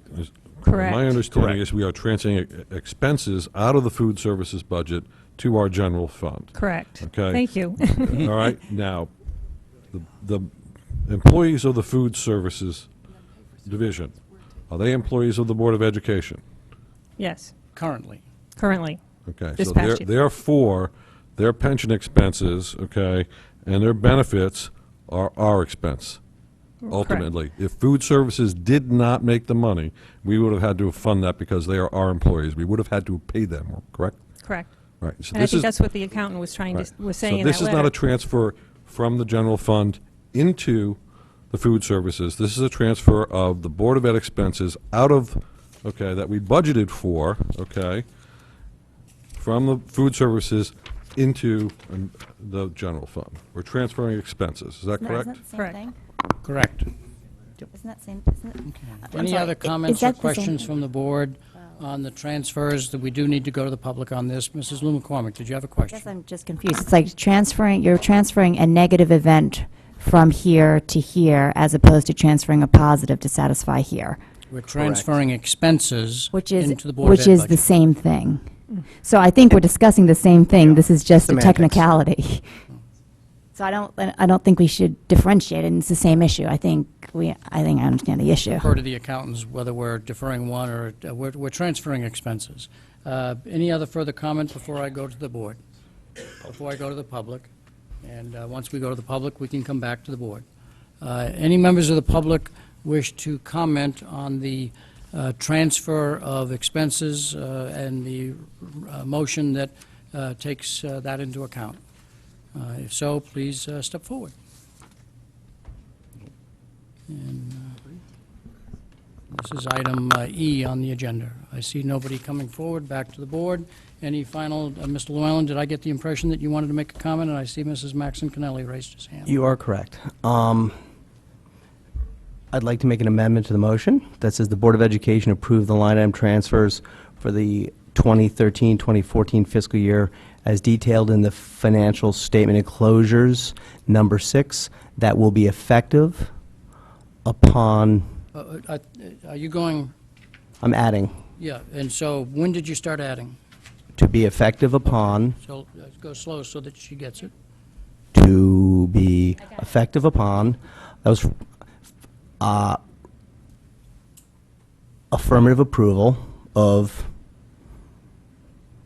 Board of Finance, Board of Selectmen, and RTM. That's your motion? You got the motion? Is there a second? One clarification. You said enclosures, number 6? I was reading, sorry. I'm sorry, I just wanted to make sure I had No, the I was just continuing, I was reading. So the motion that says- is on the agenda, As detailed in the financial statement enclosure number 6. Okay. Yeah, That and then- will be effective upon affirmative approval of Board of Finance, Board of Selectmen, and RTM. Correct, thank Okay. you. is there a second for that motion? Mrs. Llewellyn, do you have a comment, Mr. Llewellyn? Mrs. Lou McCormick, do you have a comment, Mr. Llewellyn, that you wish to make on that motion? The amendment. I think I've commented, thank you. Okay. Mrs. Lou McCormick, do you have a comment that you wish to make on that amendment? Any other board members? Mr. Fattamy? I might suggest making an amendment to change approval to review. The document by state law will be sent to those bodies, and they will review it because they get it. So, I mean, that's part of the state law change that happened. It gets sent to them so they can review certain items. There's no action required on their Yeah, part. there's no action required if it's reviewed. So, Mr. Fattamy, any further? Okay, Mrs. Maxon Cannelli? First, thank you to Mr. Convertito, because while I agree it's just a matter of semantics, it actually completely changes my understanding of the issue before us. And it's just a reminder, what we would be taking back as expenses before the board are things we used to pay for until we perceived the tremendous profit in the food service fund and said, okay, you now need to pay for these things. So this is taking back just to clarify, this is taking, and I'm not sure to whom I'm directing this, this is taking back into our budget expense lines that used to be part of our budget and which they now can no longer fund with their reduced profits, and so now we are taking back expenses we formerly held. Is that correct? Correct. And so that I would, my reason for, if it weren't for that, I would think that Mr. Llewellyn would be making a point that they should be aware of these financial maneuverings. However, that being what it is, I think they would expect us to take care of our own business, and we are taking care of our own business and our own employees, and that would be my reason for not supporting this. If I can follow up, please. Well, first off, pension. Was pension always an obligation that the Board of Ed paid, or did the food service pay their own pension in the past? That I'm not sure. This is before my time. I'm not sure of that. Well, for the last 3 years since you've been here, who's paid the pension? The food service. Food service. Except for this 1 year where we said. Except for this year. Correct, right. but this is a past due, I believe, from prior years, or is that not true? I see $123,000 of pension expense as part of the 327. No, they're paying their past due, right? Yeah. They're paying last year's, right? Right. We actually. Actually, they. Right. And we don't know. I mean, you go back far enough, they probably were paying their own pension. Look, We don't know. at the end of the day, Right. I'm not saying that the Board of Ed is not going to fund these. I think we do need to fund them. What I'm saying is I'm not sure what's in our purview to actually do this without their approval. So all I'm saying is we need to get their affirmative approval that we're actually able to do this. That's all I'm saying. We're going to fund it. We should. It's our obligation. I have no argument there. I'm having an issue with the way it's being done. Yep. Thank you. Mr. Patton, and then can we go to the public and then back to the board? The way the motion, or the amendment to the Amendment to motion, the motion. the amendment to the motion was stated, where we are requiring approval by other town bodies. I don't even want to say in my opinion, I'm pretty sure that that invalidates things in the town charter which we have no purview over. So by approving that amendment, we're just saying that we don't care what the town charter says. We cannot require any town bodies to approve anything. The Board of Ed budget is the Board of Ed budget. In terms of transfers, that the Board of Finance approves transfers for the town, and the Board of Ed approves transfers for the Board of Ed. So the only way that you could get a clear answer would be to have our chief fiscal officer here, or possibly a member, or Tom Flynn from the Board of Finance, which we do not have. Since the town bodies will be receiving copies of this, trust me, Tom Flynn is pretty meticulous, and if he thinks that just to be safe, the Board of Finance is going to have to take a vote to approve what the Board of Ed did, and nobody else has a problem with that, that's going to happen. But the motion as it stands, I'm staying the heck away from that. I'm sorry. If I can go to the public now and then back to the, Mr. Llewellyn, can I go to the public for public comment and then come back to the board? The amendment to the motion, which is to approve the last page of enclosure number 6, states to be effective upon affirmative approval of the Board of Selectmen, Board of Finance, and RTM. Any members of the public wish to comment on the amendment and the amendment only? Please state your name and address. Kelly Dunn, 205 Tuckle Lane. I think that amendment definitely needs further research. Thank you. Thank you. Any further comment from the public on the amendment to the main motion? If not, back to the board. Who made the amendment? Mr. Llewellyn, do you wish to make any final comments on the amendment? I guess. I'm not comfortable with this board approving it if we're not sure if we've got the purview. And to Mr. Patton's point about the Board of Finance does town things, if you go pull the town financial statements, the food service, which is called school lunch program, sits on the in the financial statements as a special revenue fund on the town's financial statements, not in ours. Thank you. Who made the second? Mrs. Lou McCormick, any final comments on the second? If not, we'll go to the vote. I think if there's any uncertainty as to whether there's purview or not, should we not research it before we vote to approve? I think we should defer it. So, are we ready for a vote? All in favor of the amendment that reads to be effective upon affirmative approval of Board of Selectmen, Board of Finance, and RTM, please raise your hand if you are in favor of that amendment to the main motion. Mrs. Lou McCormick? Mr. Llewellyn? All There you go. opposed? Mrs. Gerber, Mr. Dwyer, Mrs. Maxon Cannelli, Mr. Patton, abstentions? Or were you, are you, you haven't voted yet? You're opposed. Mr. Convertito will be added to that as opposed, abstaining, and abstaining. 1, 2, 3, 4, 5, 2 and 2. So the amendment, I'm sorry, but yes. 252. The amendment fails. We're back to the main motion regarding approval of the line item transfers. Any further conversation on that? And if not, we'll go back to the public for public comment on the main motion and then come back to the board. Mr. Fattabine. I guess through the chair to Ms. Munsell, I guess I just want to step back a little bit, clarification as what is meant in the motion by enclosure number 6. And let me sort of, my understanding, it's really what we're doing is transferring amounts between the major classifications on only one page of attachment, enclosure 6. Is that accurate? Correct. So on that one page, which is page 1 of 1, it says, but it's actually, It's this. it's that. It's not this. No, it's this Right. page. So the last page is the traditional form of the transfer. The other pages consider a memo explaining to the board how we got to the last page. All right, but let me ask you, but this page where it says major classification and the appropriation as adopted,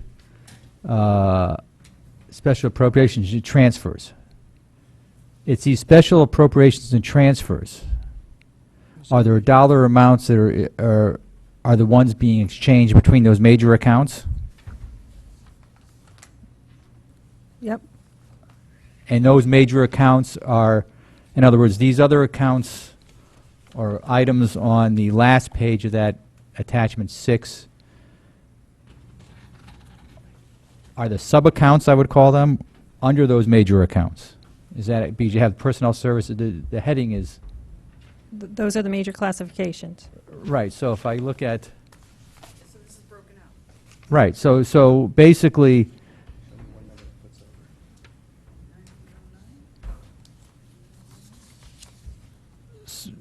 All right.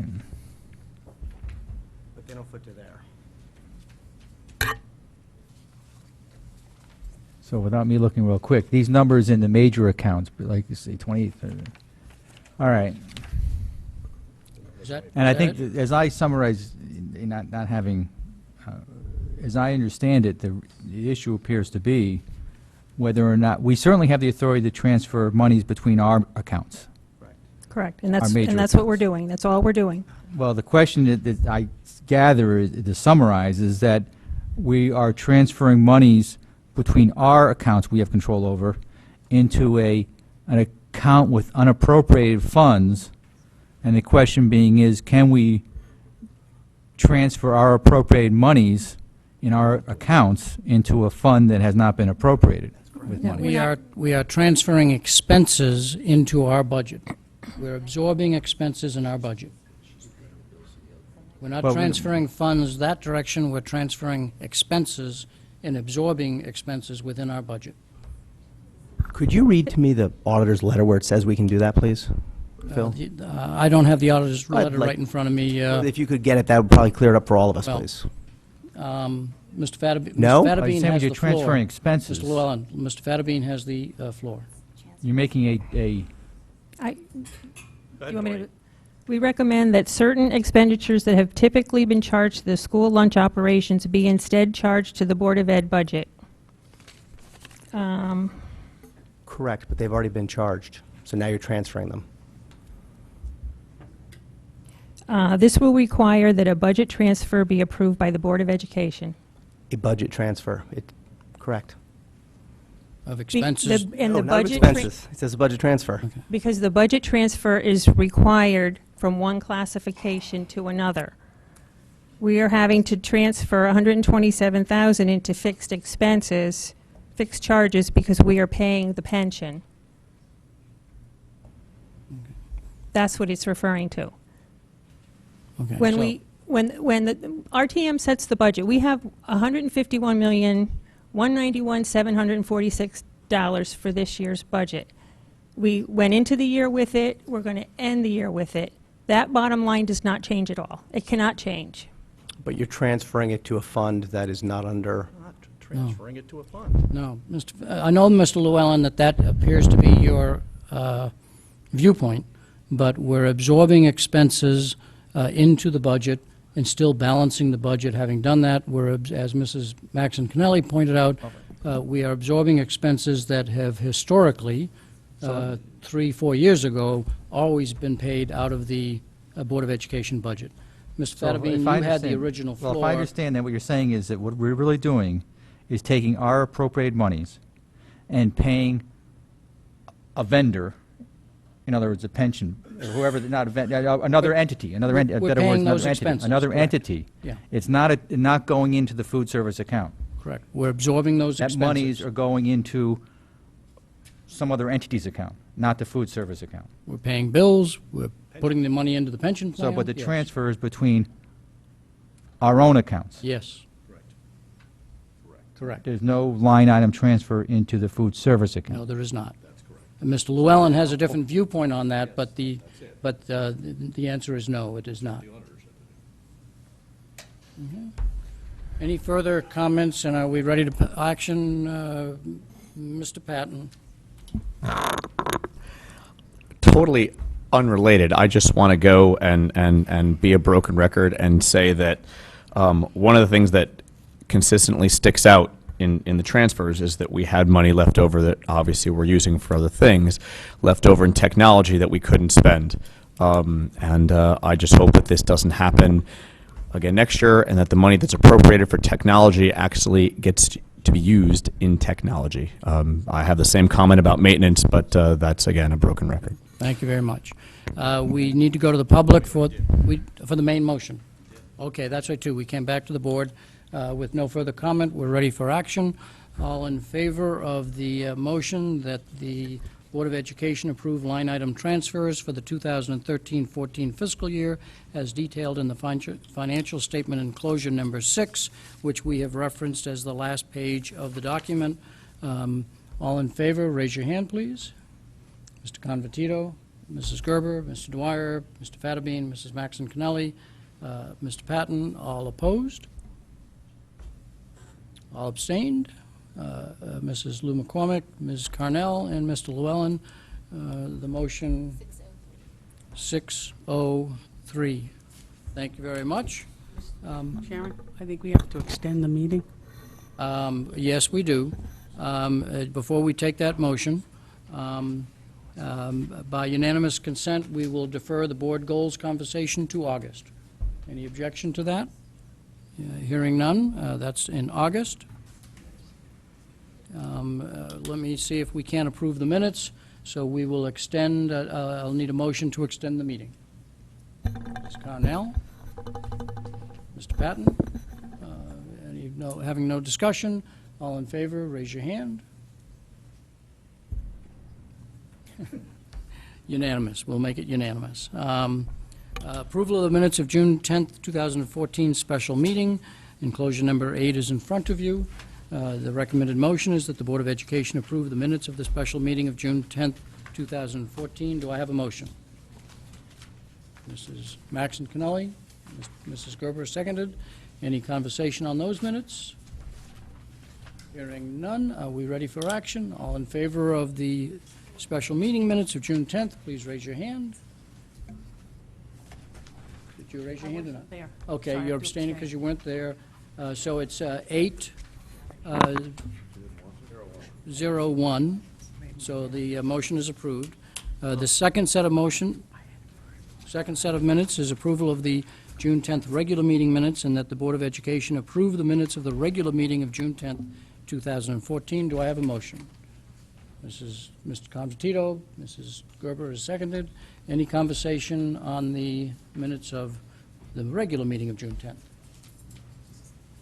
Hearing none, back to the board for action that the Board of Education approve the minutes of the regular meeting of June 10th, 2014. All in favor, please raise your hand. Again, Ms. Carnell was not present, so it's 8-0-1. So that completes that. Does the superintendent have any further comments that you wish to make? Please do so if you do. I would like to reserve my comments to after item 12. Committee liaison reports. Do we have anything from various committees and liaisons who wish to bring us up to date on any matter? Mrs. Gerber. I just wanted to let the board know that the Osborne Hill Building Committee met last Thursday. Unfortunately, there was not a quorum, so we couldn't actually have a meeting. But there was, the bids went out for the project, and Generini Construction of Bridgeport was the low bidder. They are starting, they're going to do the first part of the windows and part of the floor, and start with the gym this summer. The gym project should hopefully be done by January or February, which means that the portable gym will have to stay in for the first half of the school year, but hopefully will be able to go away in January or February, and then the rest of the windows will be done in the summer of 2015. So that's where things are for now. Any question on Osborne Hill School progress on that? Let me explain to the board why the Ludlow project was on the agenda and then moved off the agenda. The building committee had some additional work that they needed to do before they could bring forth a formal recommendation to us. Part of that additional work is those 3 letters that we have learned so well from Osborne Hill, although it's a completely different issue at the one school versus the other. And so they wanted to do some more study on the most cost-effective to deal with them and the impact on the budget and all. Fortunately, while this was normally something that would have to be acted on in June in order to meet the requirements of funding by the state has given us a waiver to present it after our July 15th planned meeting. At the meeting, yes, at the meeting. And so while the July 15th meeting was intended as an executive session to talk about contract issues, we will have a public meeting, portion of that meeting, to deal with Fairfield Ludlow High School. We have a 3-phase project, and the last phase is the windows and certain renovations to the building. And as we watch the budget for the first phase, roof, the second phase, the classrooms, we may have to look at how much money is left for the third phase. The building committee is working very hard so that that doesn't happen. They're looking at various value engineering efforts and whatnot, but the board should be aware that that's kind of an issue that we're dealing with, and we'll have further discussion on it on July 15th. Does the liaison want to correct any misstatement I made? No corrections, but just to add that the bids for the roof are going to be coming in, I think, at the end of this week? Thursday. Thursday, yeah. So that'll kind of help, I think, give some sense of perspective once we see where the bids are with the roof in terms of where the other 2 parts of the project are going. The committee wanted to understand what the roof would come in. So just so that you know that that'll be on the July 15th meeting. If there are no other further committee liaison reports, open board comment. Anything from open board comment? Ms. Maxon Kennelly, followed by Mr. Convertito. I just wanted to give a thanks and a shout out to the staff in terms of the running of the graduations. I attended 2 of them at Tomlinson and Ward, and they are machine-like in their efficiency, and it absolutely, I commend the administrators and everyone who ran those ceremonies, because it was pleasurable to be a part of, and so just wanted to say that. Mr. Convertito. Yeah, just along the same lines, attending graduation ceremonies is one of the few pleasures of this job, and it was truly enjoyable. I congratulate the graduates, and it was truly enjoyable for me to be there. Any other open board comments? Mrs. Lou McCormick. I just wanted to respond to, we've had several different parents across the district reach out regarding math articulation for one grade or the other. Clearly everybody's concerned about their child and expresses it sometimes extremely passionately. And I do want to thank the staff for bearing the brunt of, I think, a lot of kind of what goes on and the concerns. But I would also, want to say that I appreciate that their willingness to be open-minded and go back and think about and review, because we understand whenever we set process is never meant to necessarily be the law. It is a guide, and we all understand it's a guide. And I think as long as parents and the administration both are on the same page on that, I think generally we hope we can all work to a resolution that makes everybody happy. So I wanted to thank both sides, parents who are interested in their children and who care to advocate, because that is, I think, so important. There are some towns where the parents don't even show up to meetings, and that's very sad. So the advocacy of children is so important, but on the other hand, we need to have a partnership with staff who's willing to be open-minded and consider resolutions. So again, this is a tough issue. It's still ongoing, but I appreciate both sides' willingness to engage. Thank you very much. I'll make one comment on graduations, since we do have a headmaster in the room, as I had a chance to chat with him about the Ludlow High School graduation. The smile on student faces when he correctly pronounces each person's name. That doesn't happen by happenstance. As I learned later, he makes a point of visiting every homeroom and chatting with the students well in advance, and then spends time at home in front of the mirror practicing. The last part I just made up. But he makes a point of making sure that each child has their name stated properly. So he should be congratulated for that, because it was a wonderful experience to see the smile on their faces. If there are no further open board comments, Ms. Carnell, Mr. Patton, and then let's try and wrap this up. Okay. Well, we're all praising the graduations, and I had the opportunity to be at 3 of them. 2 of them were my own children. But I do think we may want to make a change for next year. Maybe we can get lightweight gowns and not polyester. Yeah, the polyester gowns sitting on the stage out on the football field where they have refused to plant trees for shade. Mr. Patton. Just want to echo other comments and thank all the parents, members of the public, and the PTAs for coming out and being with us this school year and voicing your opinions. And hopefully, this wasn't as trying as it always seems to watch on TV. But the parents are the backbone of the community, and we do value your opinions. And we'll look forward to more of them next year. Thank you. For the public, as you know, as I stated at the beginning, we will adjourn to an executive session. I can't tell you how long that will take, but whatever time it takes, we will come back to this room to take any action that we contemplate and then adjourn from here. The recommended motion is that the Board of Education convene to executive session for the purpose of superintendent evaluation. Do I have a motion? Mrs. Maxon Kennelly, Mr. Convertito is seconded. With no discussion, all in favor, raise your hand. It is unanimous. We're into executive session. Enjoy this room. We're moving to the superintendent's conference room.